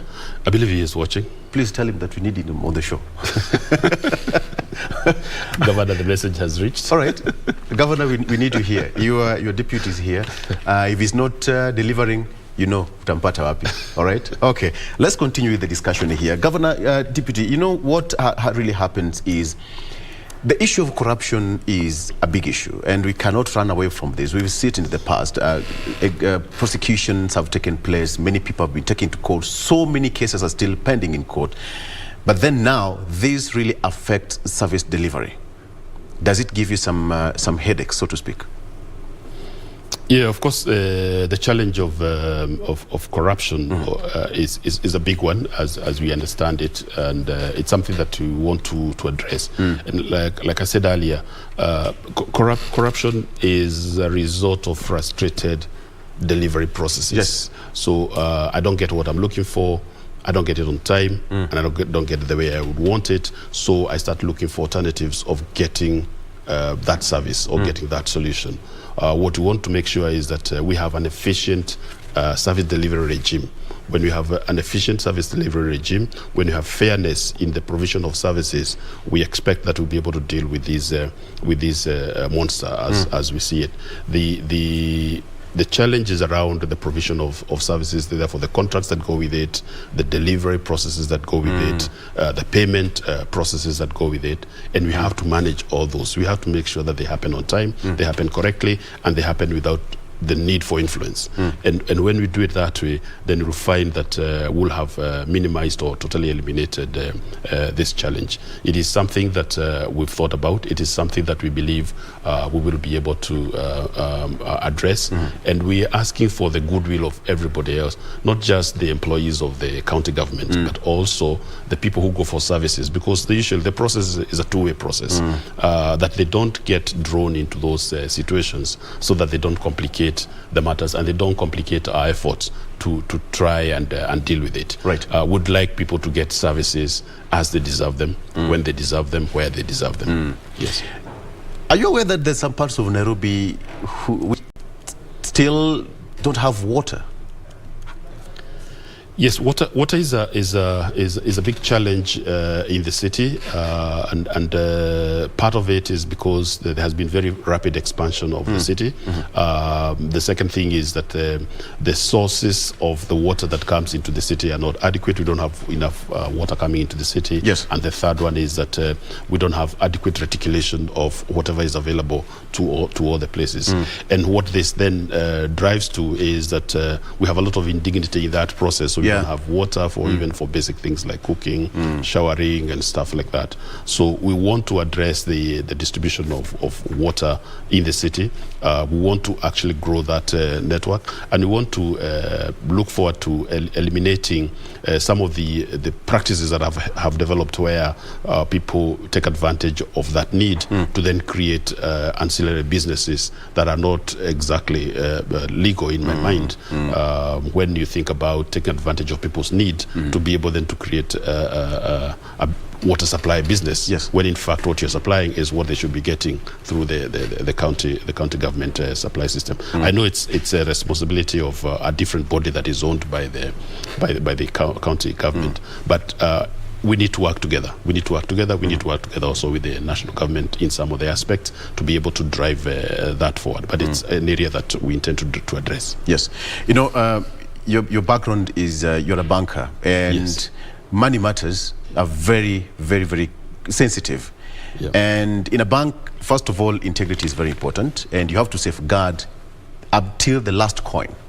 True. But then in Nairobi, this the revenue collection, we've had cases of system being either crushed, or some people are bypassing the whole system, leading to a lot of pilferage of finances in the county. How are you going to block this?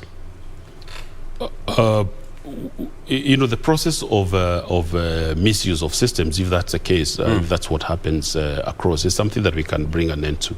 And I personally, I didn't tell you this, I have a background in technology. At one point I used to teach computer science at the University of Nairobi.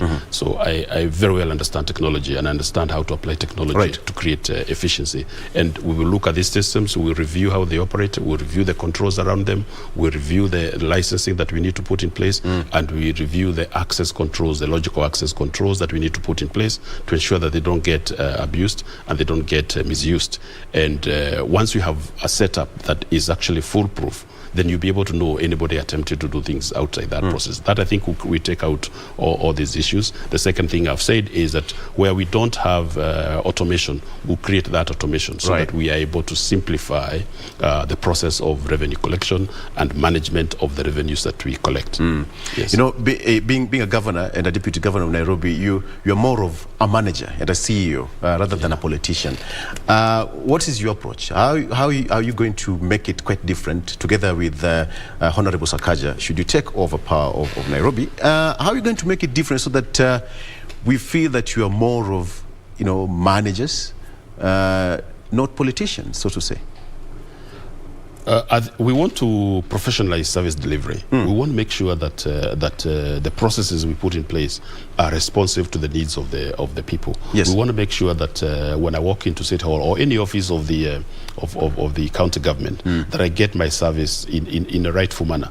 That takes into account that the employee who is serving me must also have the right tools. So we want to make sure that they have the right tools to do their job. We also want to go through a process of reskilling and understanding service delivery, so that we move from a position of we are the bosses of the people we serve to a culture of servant leadership, which is what we want to do. That's what we've done in the banking sector. That's what we've done in all the successful service delivery units, and it can be done in the county. That sounds like a cliche statement, because once people take office, everything changes. I think delivery, servant to the people, and all that. But once you take the mantle, I don't think it is. If you know Honorable Sakaja well, and I'm sure you do, and myself and my history, you know that we are committed to doing this. We need the people who will work with us to come along on that journey. We want to make sure that they understand why we do this, because it's very easy to have a program, but if the people you want to work with don't understand it or don't even appreciate it, then you have blockages and you have failures. So we want to make sure that we carry along our people, either it's employees in the county government or it's the people we bring in as part of the leadership of the county, and also our stakeholders, other stakeholders, including the users of these services. So we will be able to make the difference, and I believe that we have the willpower, we have the political goodwill to be able to create that change. Yes. Mheshimiwa, you know, the issue of street boys is still an issue that we're still grappling with as a county and as a city. Are you worried about the upsurge of street boys in Nairobi?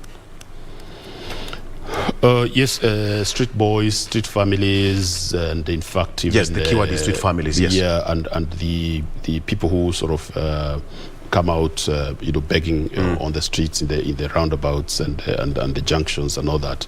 It's a sector that we need to address and bring some form of dignity to these individuals. A lot of them obviously have not come from within the city. Some of them come in from other parts, including other countries. And we need to address each of these individuals in their own space. I know there is a department within the county government that deals with this. We just need to capacitate it more so that we can identify these individuals, find the root cause why they are out on the streets, and where we can solve the problem, then we solve it for them, so we are able to reduce the people who are on the streets. It's something that as you know, also contributes to security in the streets. It's something that makes some of our residents not comfortable when they're walking around the streets, and something we need to address. So yes, we have that in our plan to work on it. Yeah. Because the reason I'm asking this one, you might find at a particular junction, you'll find even 10 people coming from different directions, and you'd imagine how somebody would feel, because the moment somebody approaches a junction or a traffic light, you see them rolling up their windows. That is one. Two, that's correct. It's not that it gives a different impression of a city, and we have these street families out there. It paints a picture of a failed system. But are you willing to go down the history as a failed system? No, certainly not. That's not our objective. That is not our plan, and certainly that's not our aspiration. We want to make sure that we offer solutions to everybody who lives in the city as much as possible. I remember I said we want to make Nairobi work, and we want people to be proud that they actually residents and they live in the city. We want them to be able to go around and say, yes, I am from Nairobi. You can't say you're from somewhere where you're not proud about or you're not proud of. So these challenges that we need to face and we need to deal with are things that would require some investment, will require some utilization, and we need to make interventions that don't encourage more to come through. Yes. Because you could have some interventions that actually encourage more to continue with that as a business line. We are aware of instances where even some of these people have been offered opportunities to work, but because they probably make a little more by what they do, they actually reject the other offers. So we need to make it unattractive to be able to make a living out of that process. But also we need to find people alternatives, things to do, so that they don't have to come onto the streets to beg. And how would you rate NMS performance so far? First of all, NMS is, took on responsibilities that should have been carried out by the county government. So while they have done some things that are probably good, like we see some of the Cabro works that have done around, some hospitals that have been done, some boreholes to provide water in the high-density neighborhoods. We still think that there is some more that could be done, and we want to make sure that when we take government, that we bring in those duties back where they belong. So we want to bring them back into the formal structure of the county government. Yeah. When I ask that, past regimes, when you say that because some of the duties being done right now by NMS also have been done by the county government, but should you take over power of county come August, will you continue with the same progress, or you'll have to resort back to what county governments ought to do? I think the time for the NMS will also come to an end. I think we will take on those responsibilities, and we will have the right people, the right structures to be able to run those duties. Where they have had people brought into NMS that work in the city that are delivering, the governor has made a commitment to look at how they also be part of the ongoing government in the city. But it is something that you want to bring back to mainstream. We don't want it as a separate entity sitting out there and doing things using the authority and resources of the of the county government. 100 days in office. What should you expect? Because we'll have to hold you to accountable. We'll bring you back here and give us your scorecard. 100 days. We shall be happy to talk about that, but we'll look at like I said, a long-term plan. What is it we want to do? Nairobi has had challenges that have gone on for quite a while. Yes. And when we want to talk about 100 days, that would be really low-hanging fruit. Things that you can quickly get to implement. But we want to think of it as a long-term engagement to change the face and nature and structure of the city in terms of how people operate and live in the city. But you can expect to see a cleaner city. You can expect to see order getting restored. You can expect to see the people who do businesses on the streets getting better management and better control. And you can see significant policy pronouncements about how we do business in the city. Business is extremely important in Nairobi, because literally everybody is involved in one business or another. Even those people who are in employment, they have some side hustle somewhere that they do. We want to enable that. We want to support that. We want to be partners in that journey. How is your relationship with your boss? Excellent. Honorable Sakaja. Excellent. He's an excellent boss. He's an excellent person to work with. He has a good vision for the city, long-term vision for the city, long-term vision for the country. I'm very happy and proud to actually be associated with helping deliver that. Yeah. Of course, you are the deputy governor aspirant of Kenya Kwanza, so to speak. Yes, we are. And during the selection panel, how did they arrive to pick you as a deputy governor? Maybe that's a question for Honorable Sakaja, because he's the person who picked me up. But I think there were very many qualified Kenyans. I'm sure there are. But whatever he was looking for to help and drive the city, some of the skills that I've just told you about and experiences that I've told you about, I think that's what tipped the scale for me in terms of the balance of the ability to provide an efficient service delivery environment, proper financial management, proper leadership and management of the processes and structures that are in the city, and a commitment, a long-term commitment a true commitment to make change happen in the city in an irreversible manner. So I think that's some of the things that tipped the scale for me. Yeah. City Hall is the operations heartbeat of the county, and in the past we've seen drama, we've seen wrangles between the county bosses and the members of the county assembly. At some point it even gets worse until police officers are called to restore some order. How is the government, should you take over power, bring sanity and order in that county assembly? I think the main thing that we should focus on is how we serve our people, and the people who get elected by the citizens of Nairobi to represent them should also have the same vision. And when we align our visions between what they want to achieve and what the governor and myself want to achieve, I'd expect that we'll have a lot more agreement in terms of the things to do. It's been unfortunate that we've seen the kind of scenes that we have seen in the county assembly and in the government in general. But I believe that there have been lessons. There have been experiences that help us understand how best to relate and how best to actually work out our service delivery programs. Sometimes it's out of frustrations, probably. You know, I want something done for my people. It's not happening. They're asking me these questions, and therefore I go into the assembly and you know, you raise all these sort of issues. We want to make sure that every member of the assembly feels involved in actually delivering for the award for the county, and I believe in so doing we'll have less or none of this kind of issues. Yes. Yeah. You know, you said your background as a computer scientist, so to speak, the issue of licensing, the turnaround time is always a big problem for most traders in the county, and you find that they get frustrated at long run. You apply for a license, you have to go to office A, office B, you meet person X, person Z. At the end of the day, you find that that certificate, which ought to have taken 1,000 shillings, you know what I'm going to talk about, would cost you an arm and a leg. How are you going to streamline this so that at the end of the day, I need to walk in, apply for that license, and come out a smiling person and start my business? Yeah, two things we want to do with that. One, we want to automate the process. So we make sure that you can actually apply for it off your phone or off your computer or in a cyber cafe, right? So you actually don't have to walk into City Hall.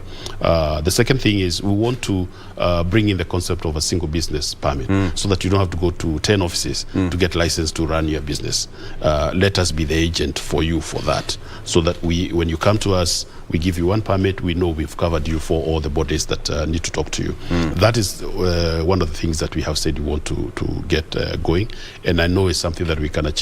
We want to make it easy for people to get into business, and more so we want to make it easy for people to continue running business, which is what we need to do to generate wealth and to create wealth for our people in the city. You know, Nairobi gets from the national government the revenue allocation, so to speak. Nairobi gets the lion's share. Corruption and mismanagement of finances, the county, is always a big problem. Does this worry you? Well, of course, where public resources are used in not a very good way, we are not happy and will not be happy. And we intend to block those loopholes. We want to make sure that for whatever resource allocation we get, whether it's the allocation of resources or is own revenue that we generate, that it's actually applied in the right way. For example, we've looked at like the health sector, and we're thinking that we should ring fence the resources in the health sector so that we can provide adequate and acceptable levels of service in the health sector. And like I said, automation is going to take out a lot of these issues that are introduced because of human intervention. Humans are prone to error, and they are prone to influence. Systems are not.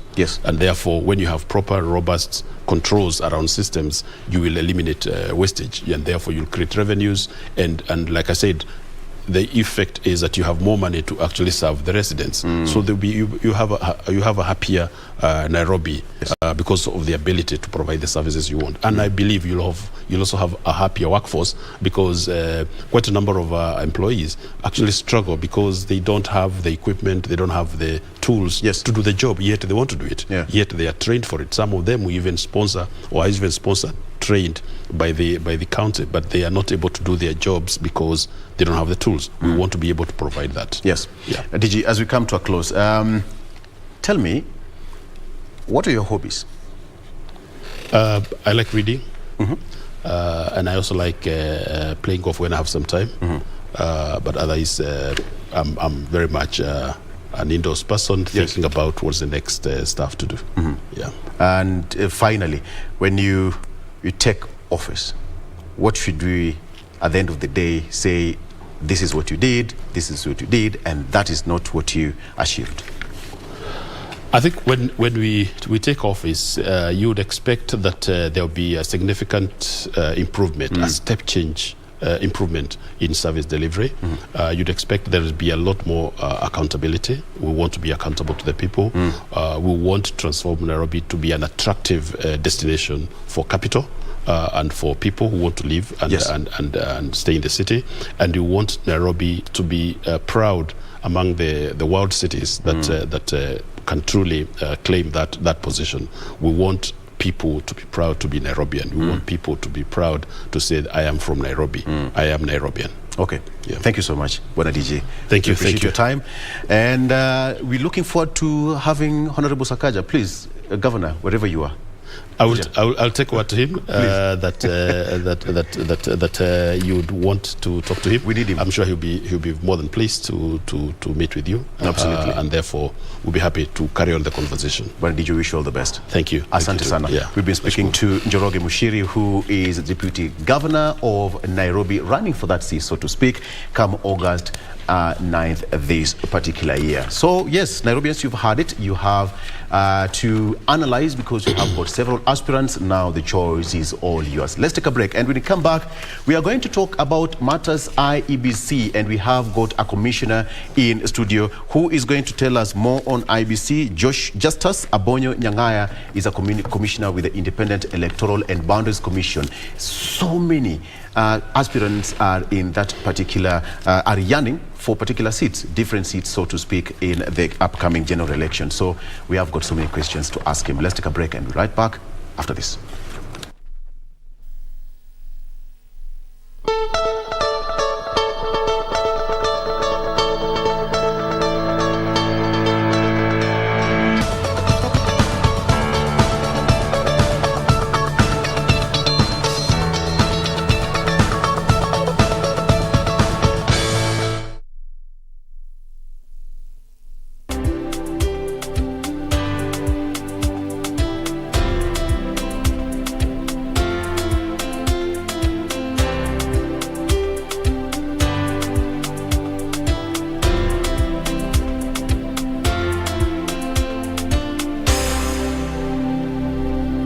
After 10 years, Machakos County is gearing up to elect a new governor. How well do you know the candidates, and what do they have to offer? KBC Channel 1 has organized a gubernatorial debate for Machakos aspirants this Thursday, 19th May, live from Scott Christian University, Machakos, exclusively on KBC Channel 1.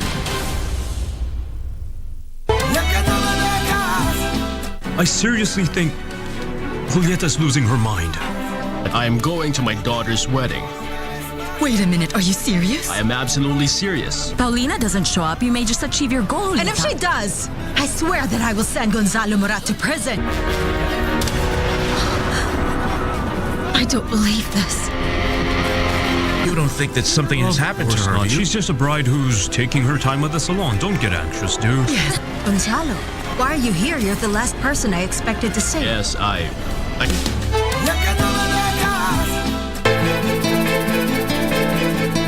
Kwa mimi ni wewe, ningetafuta passport, nikatafuta visa, nikatafuta nyasi za watu. Wako na baba kwa hatutaki hapa, so we don't have a choice. Mom, that's not right. Inajaribu kukusaidia, lakini wewe uharibu kila kitu. Machaje! Machaje! Mimi nikikwambia ni ufuate jambo, wewe unaona mimi mjinga sana, si ndio? Wewe huwezi kuelewana na mtu yote bila ya kutiana mangumi.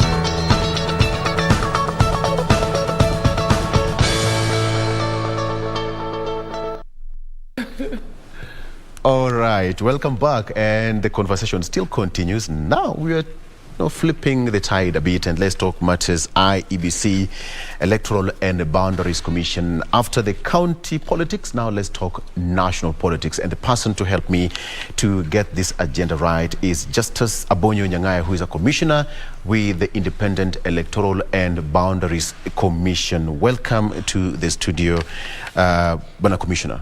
Thank you very much, Victor, for having me. Asante sana. Your commission must be busy right now, so to speak. We are up to here, very busy, but we still have time to come to the studio to talk to Kenyans. Yes. Yes. What keeps you busy? Lots of things. We are making preparations for the 9th of August 2022. That is the election day. And the election is a process. It's a process. And it's a process that takes about a year. If you look at our operation plan, it is planned in such a way that it rolls into one another. Right. And they are time bound in such a way that if one misses the deadline, it affects the whole setup. Yes. And so right now, as you have seen, this is now the period of political parties to be coming to us, to be submitting names. It could be names of independent candidates, could be names of party candidates, could be names of presidential and their deputies. And then we move into something else. Yes. Right now, of course, at the beginning of the year, we were dealing with registration of which was a voters. continuous process. As per the law, it should be so. It is. And that is what we are following. It is a continuous process. But then we actually came up with what is called the enhanced voter registration. Yes. Which meant, therefore, that we take our kits of registration closer to the people, almost to their doors. Right. So that we can pick a lot more candidates that are interested.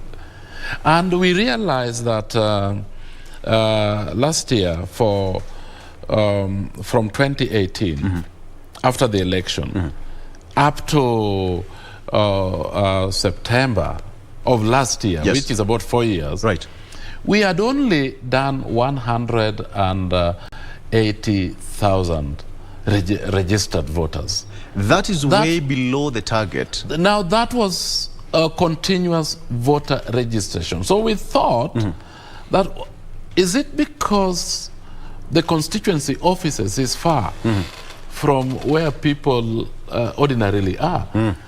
And therefore, that is when we came up with enhanced voter registration. Yes. To now take the kits closer to the people. Then we were thinking we will actually come up with over 4.5 million, but we didn't. So we said, no, this is not looking good. Why are people not coming? And we repeated that in January, February. Yes. And then the continuous voter registration also continued until we suspended it on the 28th of April to make way for audit of register. Yes. So that, but to also make way to consolidate our register, so that everybody who had registered and those who had transferred their votes from one station to another find themselves in the register. Yes. And right now, we are doing verification. Which is the process right now? Which is the process right now? The cleanup. The cleanup. We are asking you, do you think your details are in our register? Please go and check. Go and check, and if you think that we may have gotten your name wrong in the system, correct it. How about your ID number? Correct it. We want people to verify that. That actually offers credibility to the process of the register containing about 21.9 million people. We want to find out if you are in there. If you are not in there, then we need to find out why. Yes. And we need to include you. But if you had registered as a voter, we have all your details. You don't even have to walk around with a voter registration card. Not at all. That sounds interesting, because let me go back to the issue of voter registration. Why did IEBC not meet the target, the 4.5 million target that you had? What were some of the underlying issues when you did your post-mortem as a commission, as a body? We have not done a post-mortem. That is dangerous. No, it's not dangerous, because this is not the time for the post-mortem. We do post-mortem after the election and try to find out exactly why. What we did, we offered people the opportunity to come and register. That is their responsibility, and it is our responsibility. It is like a clap. Right. You don't use your one hand to clap, you use two. And again, in this country, the law requires people to come and register, but do not force them. Yes. Somebody said that IEBC did not carry out a proper sensitization. Well, Civic I mean, education, so to the speak. verdict is still out. We do voter education, but not civic education. And let me just tell you the difference between the two. Voter education is to teach you how to vote. When you get the ballot paper and you like the candidate, you mark against that candidate's picture and name. And we tell them that if you don't like another candidate, don't put X, just put a mark, a tick. Then you do this, then you do this, then you take this, and then you put it in the box. Right. That is voter education. Civic education is telling you that you need to choose your leaders wisely. Listen to people, listen to their ideology. Is this leader going to give you services? And who are the people that are already out there, and how do you choose? That is not our business. That's the business of political parties. Absolutely. What we did, Victor, we have 2 people doing voter education per ward. And we have over 4,000 wards. Now, if you multiply that 2 times 4,000, those are the kind of people that we employ to give information to people. And then we also are devolved up to the ward level. We have 47 county offices, and we have 290 constituency offices, and we have over 4,000 wards. All these people are there all over Kenya giving information. And I'll tell you, people, the adult learning methodology do with, you give people information and they pick it because they want to use it immediately. A lot of people, because it is really not an election, a month or election day or election whatever, you can give them information and they will never take it because it is not necessary for them to use it there. Right. Now, that is possibly why you give people information and they don't use it because they don't need it at that time. We gave people information about registration. And still they didn't come. Perhaps so many reasons, because one of them was IEBC complained that they were not well funded by back then. That's why they were not able to carry out the registration well enough. I don't know whether you can confirm that. There was an issue? The issue of funding is there. But are you well funded right now? No, we are still in a deficit of about 4.5 billion. Out of targeted amount of? Targeted amount of about 39. It was revised. No, that is what we gave. We gave, yes. Yeah, that's the budget that we gave. It was not revised. Yeah.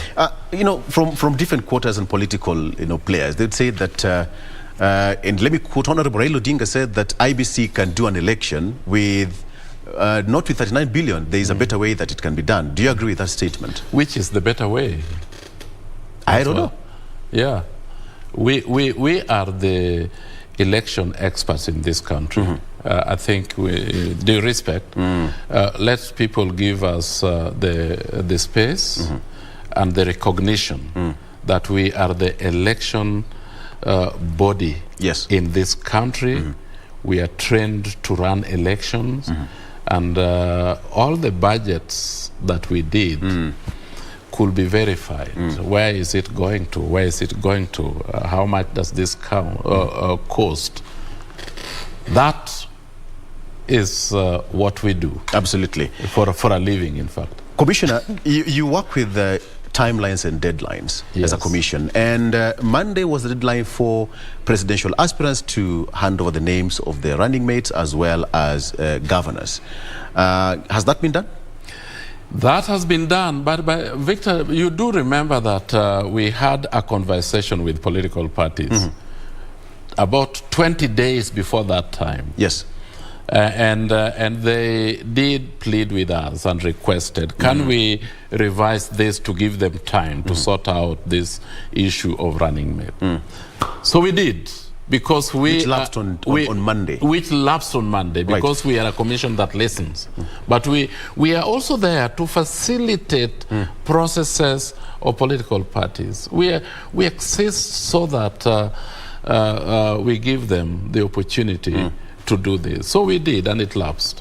Yeah. So as far as that is concerned, it's a done deal. It's a done deal. Now the next process is the cleanup of the register, which is a tedious job. Which we call verification. Which is a tedious job.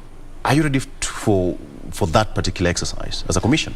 In fact, it is ongoing. And so far, from Friday, which was the 13th, we had captured about 500,000 people that came in the various ways to verify their details. Can I just take this opportunity to let people know how they can verify this? Go ahead. There are three ways in which they can do that. One is physical. You go to the constituency offices or to the wards offices and verify, because we have 3 kits per ward right now.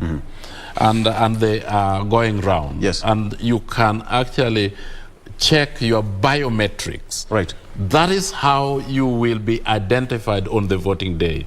So when you put your hands on the machine, the details pops up. Exactly. And you check if all those details, including the picture, your picture, are these the correct details that were captured during registration? And you say, no, this particular one I don't think is right. Can you correct it? And then our team takes time to do so, to correct, to just take the details and we'll correct it. The second one is through SMS. You key in your identity card number or passport number, whatever you used for registration. Right. Then you write. Then you put hash, and then you write the year of birth. Don't write, if you are born in 1985. Don't write 85. Write 1985. Then send to 70, then 000. That is 70,000. 70,000. Yes. Commissioner, you know what I want to do right now? Repeat that process again. Then send as a message. Send as a message to 70, then 3 zeros. That is 4 zeros. First of all, you have to start with your ID number. ID number. So you send to 70,000. Yes. Let me just do that right now, now that you're here, so that if I'm not registered... Yes. Then I will be asking you difficult questions, Victor. No. Yeah. Don't nail me. As I do that, yes, the issue of procurement. But you know, there's the third one. I said there are 3. Let me just give people the third one. Exactly. The third one. All right. The third one is verify.iebc.or.ke. So yeah, so already about 50,000 people by Friday of last week had already done this. We are ready to do this. The machines are there. What we are looking for are people ready to go and verify. Now that is what we are here for. Yes, that's what we are we are waiting for. Okay. What really happens is that the issue of verification process. There are some people who do not have fingerprints, and this has been raised quite a number of times. There are some people who do not have fingerprints because of a reason or another, either through accident, either through by birth, or some reasons. How can one get verified in a situation where somebody doesn't have proper fingerprints? In fact, I think the question that should be asked is, how are they registered? Because to verify, it means that all your details are captured. Exactly. And what happens is that sometimes, yes, we have come across where people really don't have the prints because of the type of work that they do. But we have 10 of them. Okay. One has to work. And that is what may have been used. They tried this, they tried this, they tried this, they tried this, they tried all of them. Yes. Something worked. That's why they are in our system. Nobody said that they didn't have that. But we have also introducing another type of capturing details, which is iris. Yeah. And if you go from there, there is also the capture of, but we are not doing that just yet, of the elbows. Yeah. But right now, your fingerprints are there because you registered. And that is what we want you to go and verify. Yeah. All right. Commissioner, the issue of budget has been an issue with the IEBC. Now that you say that you are short of 4-point-something billion shillings, yes. Is this going to affect your delivery of the election come August 9th? No, it will not. What we have done and what we continue to do, in the event that this money is not forthcoming from the Treasury, a number of development partners have agreed to work with us in reducing the deficit. But we also possibly reduce certain activities. Yes. If they are not very necessary, then we take them out, provided it is not affecting the core mandate of election that we are dealing with. So budgets are adjusted in that way. But some of the development partners have come forth and promised that they're putting in some money. We just don't know how much. Yeah. If my memory serves me right, there was an issue in the past, not too long ago, where the IEBC itself said that they wanted to be given that freeway to source for funds from development partners, and yet the government said that no, we need to have an intermediary here. How did you solve the issue? You know, Victor, election is a key thing, a key event, activity in our calendar. It is about selecting and electing the leadership of this country.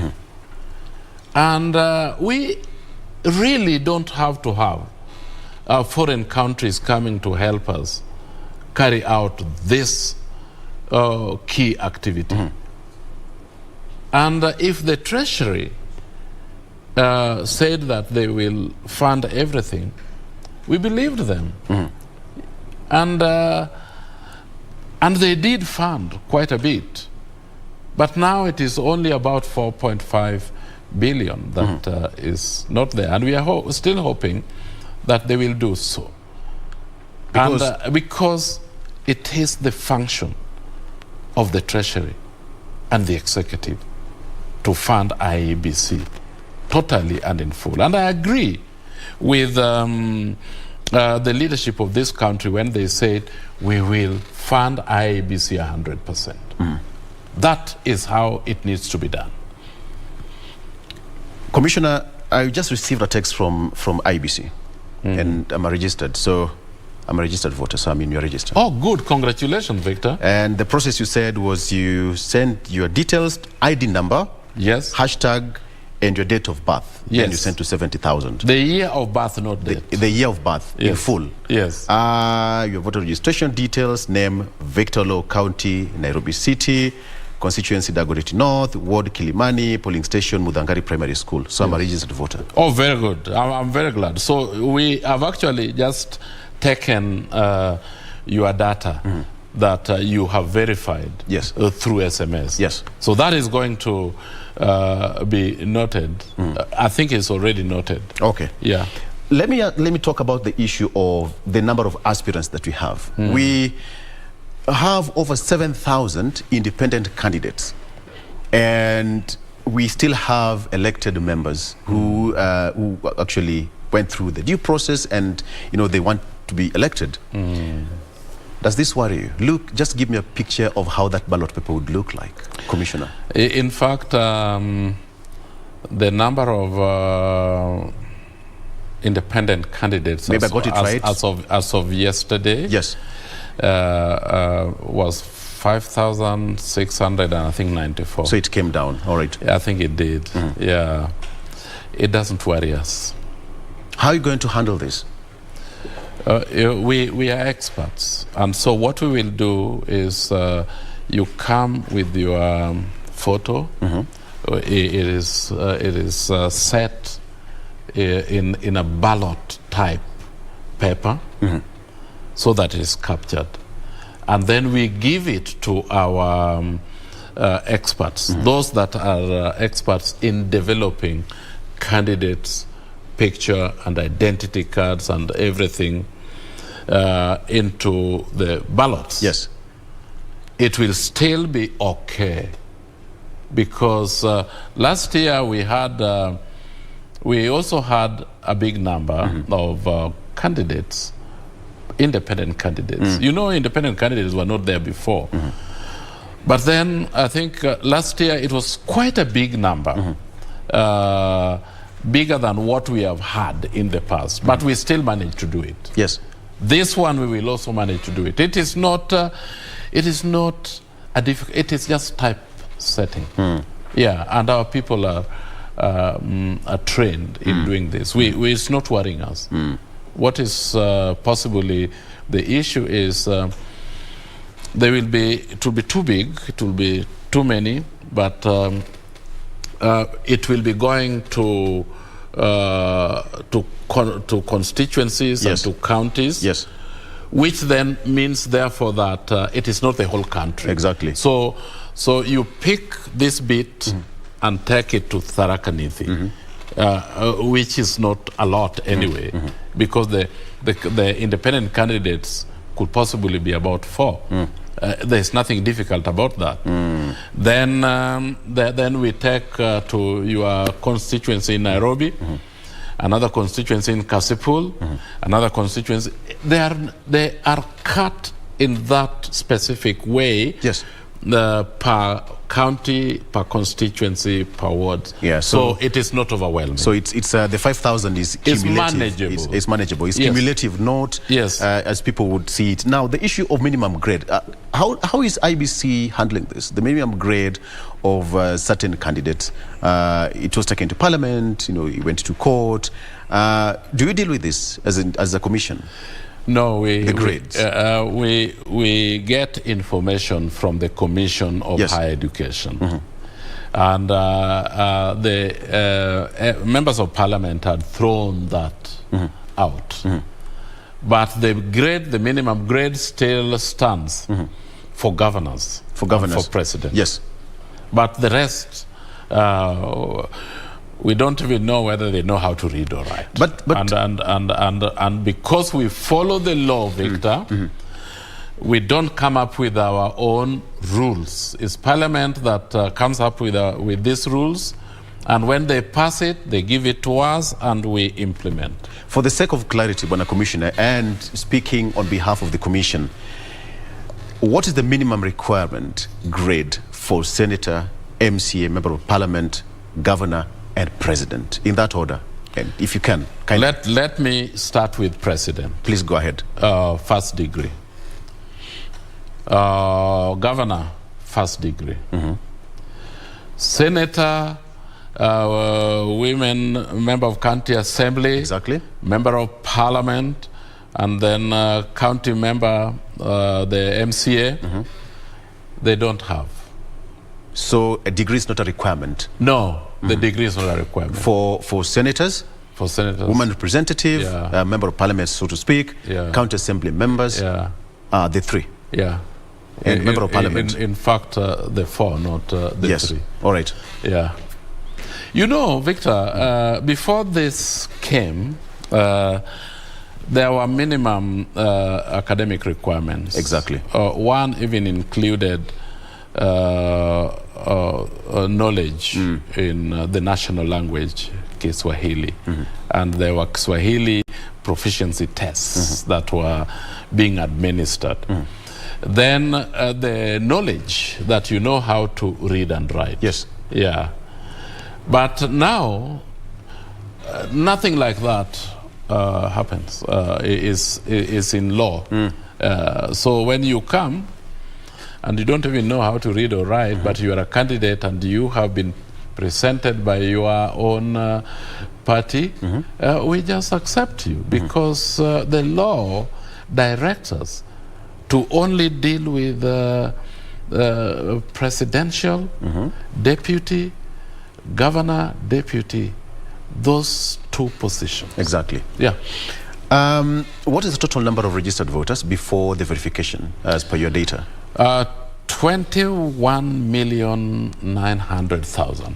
21,900,000. Yes. That is before you start the verification process. Yes, that is what we have in our register. Yes. And how this is going to happen, Victor, it may reduce a little bit because in auditing, they will also be removing dead voters, people that had died and they are still in the register. They will remove them. Already we have received from the register of deaths and births about 600,000. So those will be removed. So it may not be 21 point. It might come slightly down a little bit. Yeah. There may also be certain people that may have registered again because they registered in 2013 or they registered in 2017 and they think that we don't have their details. So they may have registered again in 2022. Yes. Now, some of those are, we call it the duplication. Exactly. They will remove that in the process as well. So, while people who are died, we may not remove them 100%, because people die until the day of election. Yes. they will not vote, because the voting process is you use your biometrics. Exactly. When you see a dead person coming to the polling station, even you will run away. Run away. Yeah, so there will never be dead people voting, because the biometrics is very important. Okay. That they have to be identified. Okay. Yeah. Commissioner, allow me to take a break, and we come back. I want to ask you this simple question of, are you ready as a commission to handle 2022 general election? Let me just take a break, and we come back, you'll answer that. And when I ask you, are you ready, you know the question and what it takes. I know. All right, let's take a break. We'll be right back with the Commissioner, Justice Abonyo Nyangayana, Commissioner from the Independent Electoral and Boundaries Commission. We'll be right back.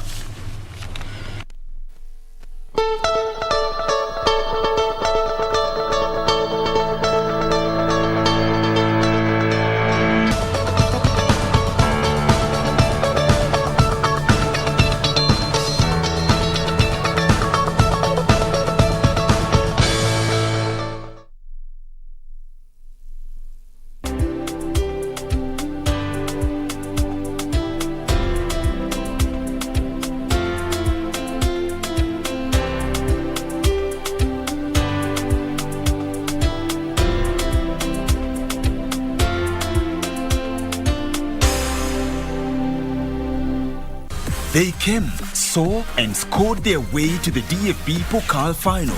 Germany's valiant rivals, SC Freiburg and RB Leipzig, are a heartbeat away from lifting the ultimate trophy, of which none has ever won. SC Freiburg are still hopeful of winning their first major title in club history. Meanwhile, RB Leipzig have reached 2 of the last 3 DFB Pokal finals, losing 3-0 to Bayern Munich in 2019 and 4-1 to Dortmund in 2021.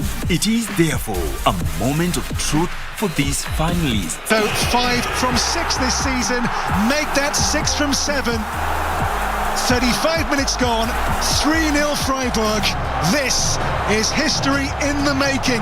As we reveal the identity of 2021-2022 DFB Pokal champion, keep a close eye on this grandest match between SC Freiburg and RB Leipzig on Saturday, the 21st of May 2022 at 9 p.m. live and exclusive on KBC Channel 1.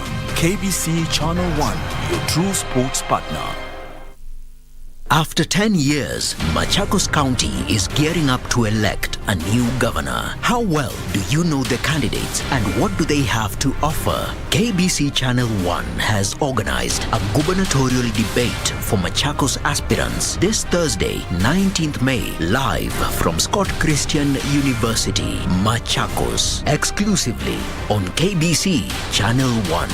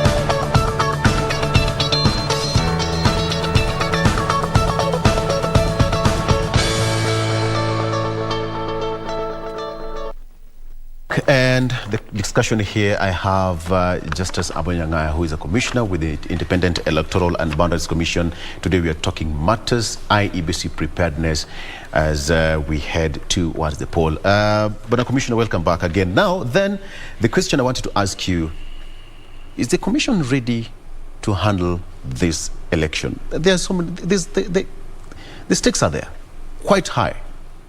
Are you ready to the task? Let me tell you that we are much better prepared this year to handle the election than in 2017. And the reason why I'm saying this, Victor, is because from 2018 to date, we have looked at the 14 issues that the Supreme Court had raised. Exactly.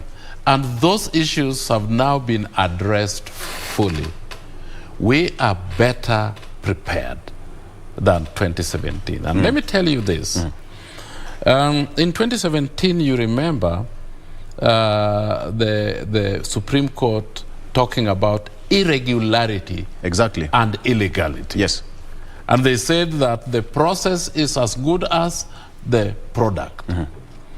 Now, some of the illegality that were pointed out were about the coverage of the 11,000 stations that did not have 4G.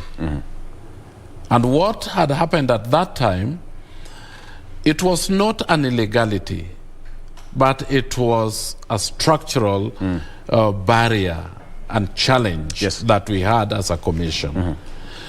You count your votes, and you need to send, transmit the results.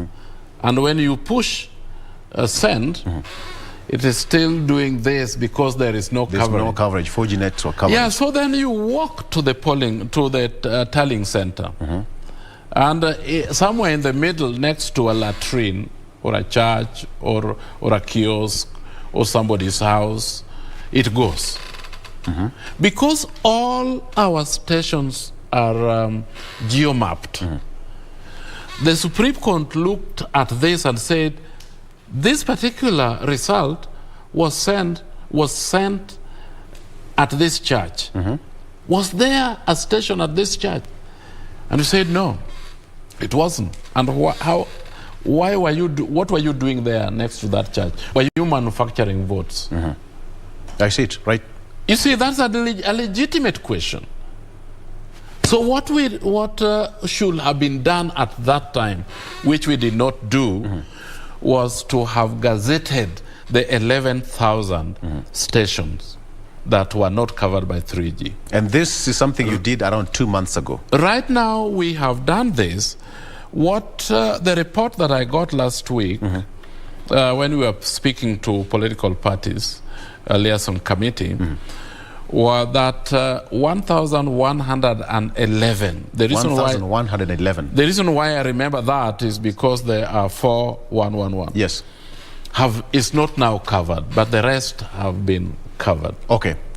Okay. Now, the 1,111 stations that are not covered, yes, even if they are not covered right now, we will gazette them. And so anybody who is asking where this particular result has come from, yes, they will know. First, because the KIMS kit that we are using is locked at that particular station, yes. And if we walk away with it, people can also follow it and say that this kit is now here. Yes. All of them are locked.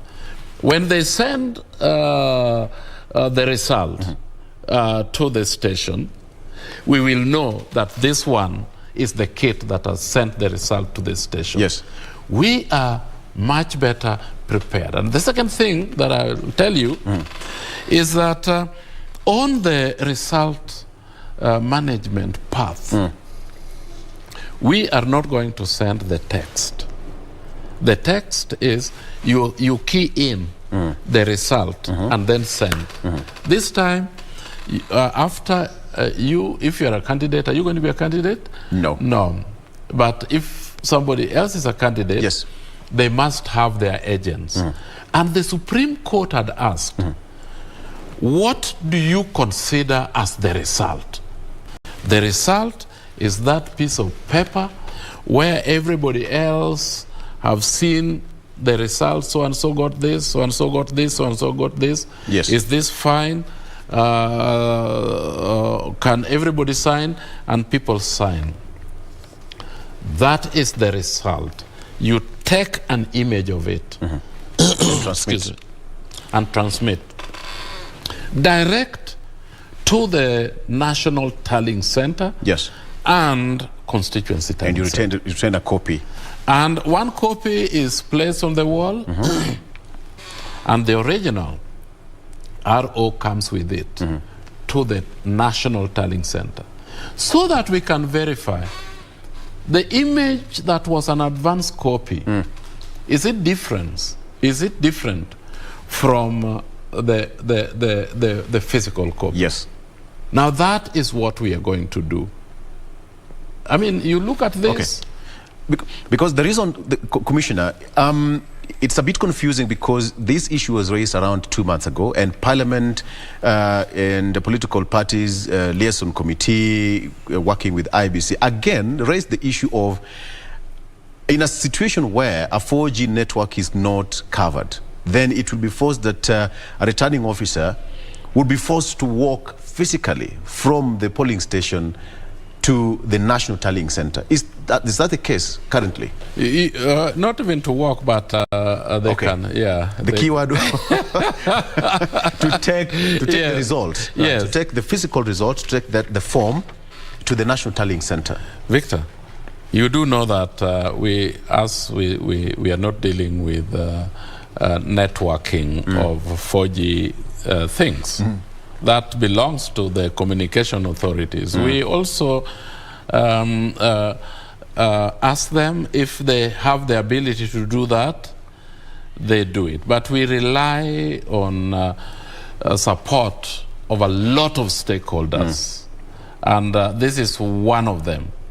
We don't do it, and if we have not done it, right, we now try to find another methodology and option of how we need to relay this station, because these people will not stand there with the result until a 3G network is connected, which can take a year or more. Okay. So these people have to do something. So what is our administrative option, which we can then explain to Kenyans and explain to everybody? Or travel from the station to the next tallying center with these results. And which ones are those?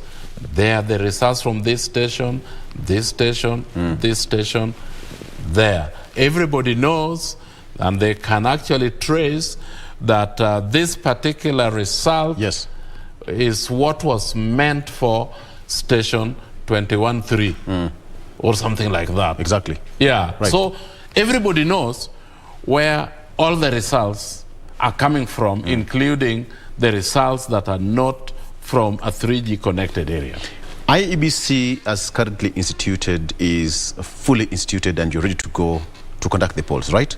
Absolutely correct. Very good. Very good. The issue of image and confidence is something still questionable based on the previous elections. Do you still feel that you're still suffering from public confidence? It cannot go away quickly. But there are certain things that have happened within IEBC that can help to dispel some of those issues of confidence. And let me just tell you that 2018, IEBC was taken to court. There were 371 petitions that were taken against IEBC. 371. Of those, only 5 were successful. Judiciary and the courts said that 98% of the work that IEBC had done was very good. 98%. Above par. Yes. You know, when a child gets 98%, that's a pass. That's excellent. That's excellent. Exactly. Now, 5 of these were appealed. And if my memory serves me correctly, there are only 2 that did not succeed. Or rather, only 2. The court said IEBC did not do well in. Only 2. 371 is a big confidence boosting number. But did you know that? No, you didn't. How many Kenyans know this? They don't. We have not been very good at telling our story. That is in fact, that's a serious confession. Yes, we have not been very good at telling our story because we are doing very, very good work according to the laws given to us. And Commissioner, I need to know. Yeah. Mama Mboga needs to know. Absolutely. Kenyans want to know the confidence that you are now telling me right now. They ought to have known. Yes. Months or even years. Absolutely, we need to be. Why did you take time, Commissioner? Some of us have been saying this, but you know, how many people listen to NTV, to KBC, or even read papers, and we have been talking about this. It's just possibly a small percentage. Some of them pick it, some people don't pick it. But this is not information that we are keeping to ourselves now. We are working with it and we are sharing it with people, and people can go and verify that indeed what I'm talking about of those petitions, so many of them were thrown out because IEBC had done a good job. Yes. So we are doing this, Victor. And information of this nature also don't go to 21.9 people at a go. Even in a class you teach, takes time. But maybe only 20% of students get what you're teaching. So it takes time. Yes. It said that elections in Kenya is one of the most expensive world over. Yes. Just to ask you, have you sorted out the issue of procurement of the electoral materials? We have done all the procurement for elections, and we are ready. And it's closed? It's closed. It's closed. Okay. We are now just implementing the process of that. Right now, the ballots are just waiting for the candidates between the 29th of this month and 7th of next month to come to us through the ROs in the constituency offices, and of course the national, so that we get all the details, including photos, and start putting them on the ballot. Yes. So that we start printing the ballot. 3 days after that, yes, we start printing the ballot. But why 3 days? It's because political parties have a right to withdraw some of the candidates that they had that they had presented within those 3 days. Within those 3 days, yes, after the 7th. So after that, then they don't have a right to remove anybody or to withdraw anybody. Are they done locally? No, it's not done locally. But let me just go back to the elections in Kenya are expensive. Because it is. It is, absolutely, and I agree. We're talking about 39 billion. Yes. That's a big number. And let me tell you, give you just 2 examples. Exactly. One is that, three. One is that we have capped voting at station level 700 votes at station level. That's total number of voters per station. 700. Per station. Exactly. 700. Yes. In other countries, you can have in a station up to about even 4,000. But we have capped it at 700. How many stations, therefore, do we have in Kenya? I think this year we are going to have about 52,000 stations in this country. Now, multiply the number of personnel that we need to have per station. Do you know how many clerks, presiding officer, deputy presiding officer, security? Let's just say that there are 5 or 6 per station, times 51,000. That is the kind of money that we are using and the kind of personnel that we are dealing with. Right. That's number one. Number two is the ballot papers. The ballot, because we have trust deficit in this country, we cannot even afford to print those things here.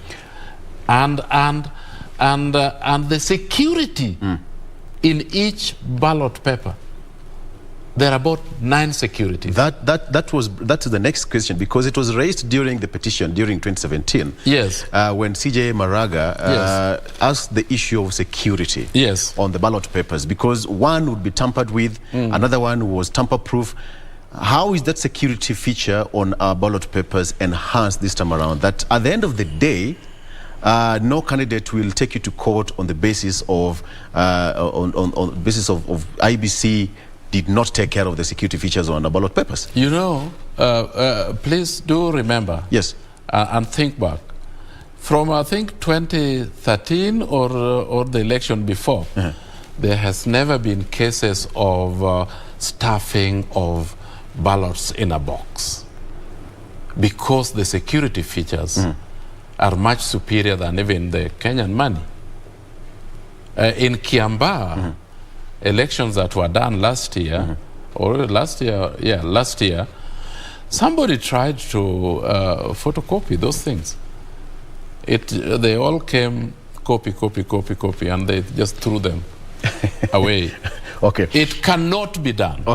That nobody will take us to court because somebody has taken our ballots and reproduced it. It can't. Commissioner, we are running out of time. So that's why it is expensive. Exactly. We are running out of time, but let me ask you this. Diaspora voters, it's quite an important aspect here. Yes. How are you going to handle this? Yes, we have the ROs already appointed. Yes. For the various countries. And so they will vote. And diaspora is very, very important as well. These are Kenyans that want to play a role in this country, in the electoral governance of our country. How many registered voters do we have from the diaspora? This is now the second time that we are extending this facility to voters in several countries. In 2017, there were, I think, about just four or five. This year, we added, I think, another 11.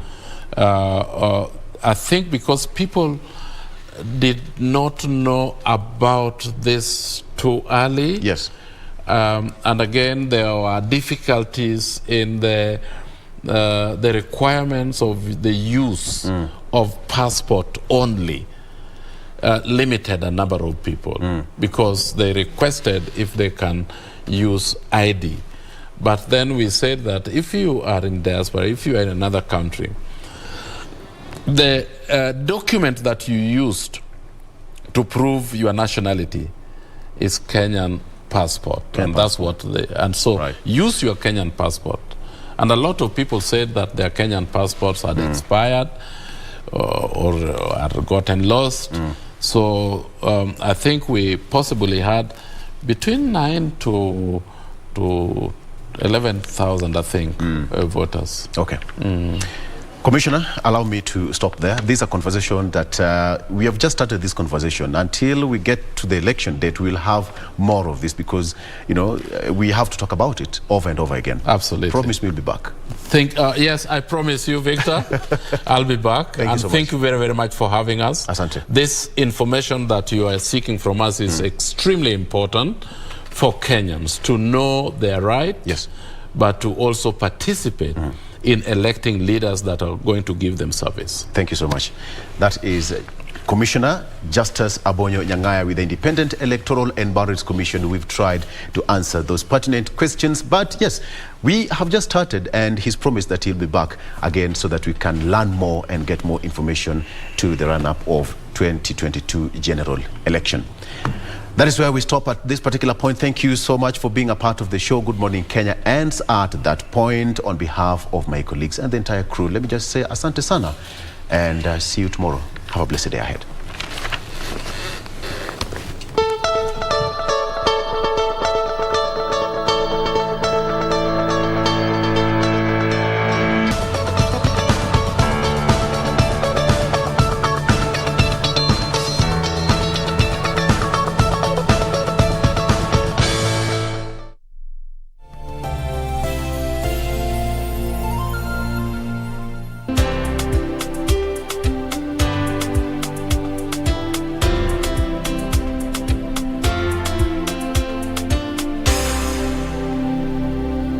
Kupata Yes My Love kama sikiza tune yako, dial *811 *816#.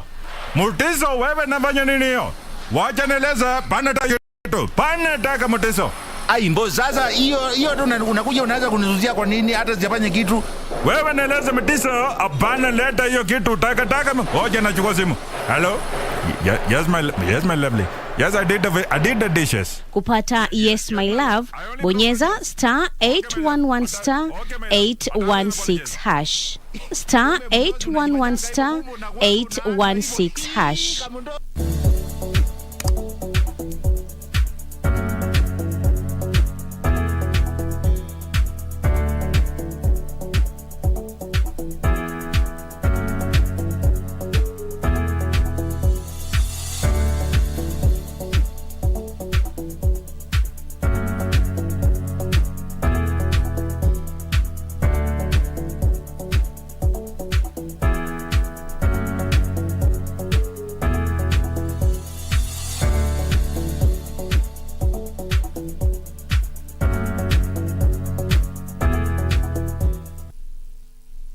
They came, saw and scored their way to the DFB Pokal final. Germany's valiant rivals, SC Freiburg and RB Leipzig, are a heartbeat away from lifting the ultimate trophy of which none has ever won. SC Freiburg are still hopeful of winning their first major title in club history. Meanwhile, RB Leipzig have reached 2 of the last 3 DFB Pokal finals, losing 3-0 to Bayern Munich in 2019 and 4-1 to Dortmund in 2021. It is therefore a moment of truth for these finalists. So 5 from 6 this season, make that 6 from 7. 35 minutes gone, 3-0 Freiburg. This is history in the making. As we reveal the identity of 2021-2022 DFB Pokal champion, keep a close eye on this grandest match between SC Freiburg and RB Leipzig on Saturday, the 21st of May 2022 at 9 p.m. live and exclusive on KBC Channel 1. KBC Channel 1, your true sports partner. I seriously think Julieta's losing her mind. I am going to my daughter's wedding. Wait a minute, are you serious? I am absolutely serious. Paulina doesn't show up, you may just achieve your goal. And if she does, I swear that I will send Gonzalo Murat to prison. I don't believe this. You don't think that something has happened to her? She's just a bride who's taking her time at the salon. Don't get anxious, dude. Yes, Gonzalo, why are you here? You're the last person I expected to see. Yes, I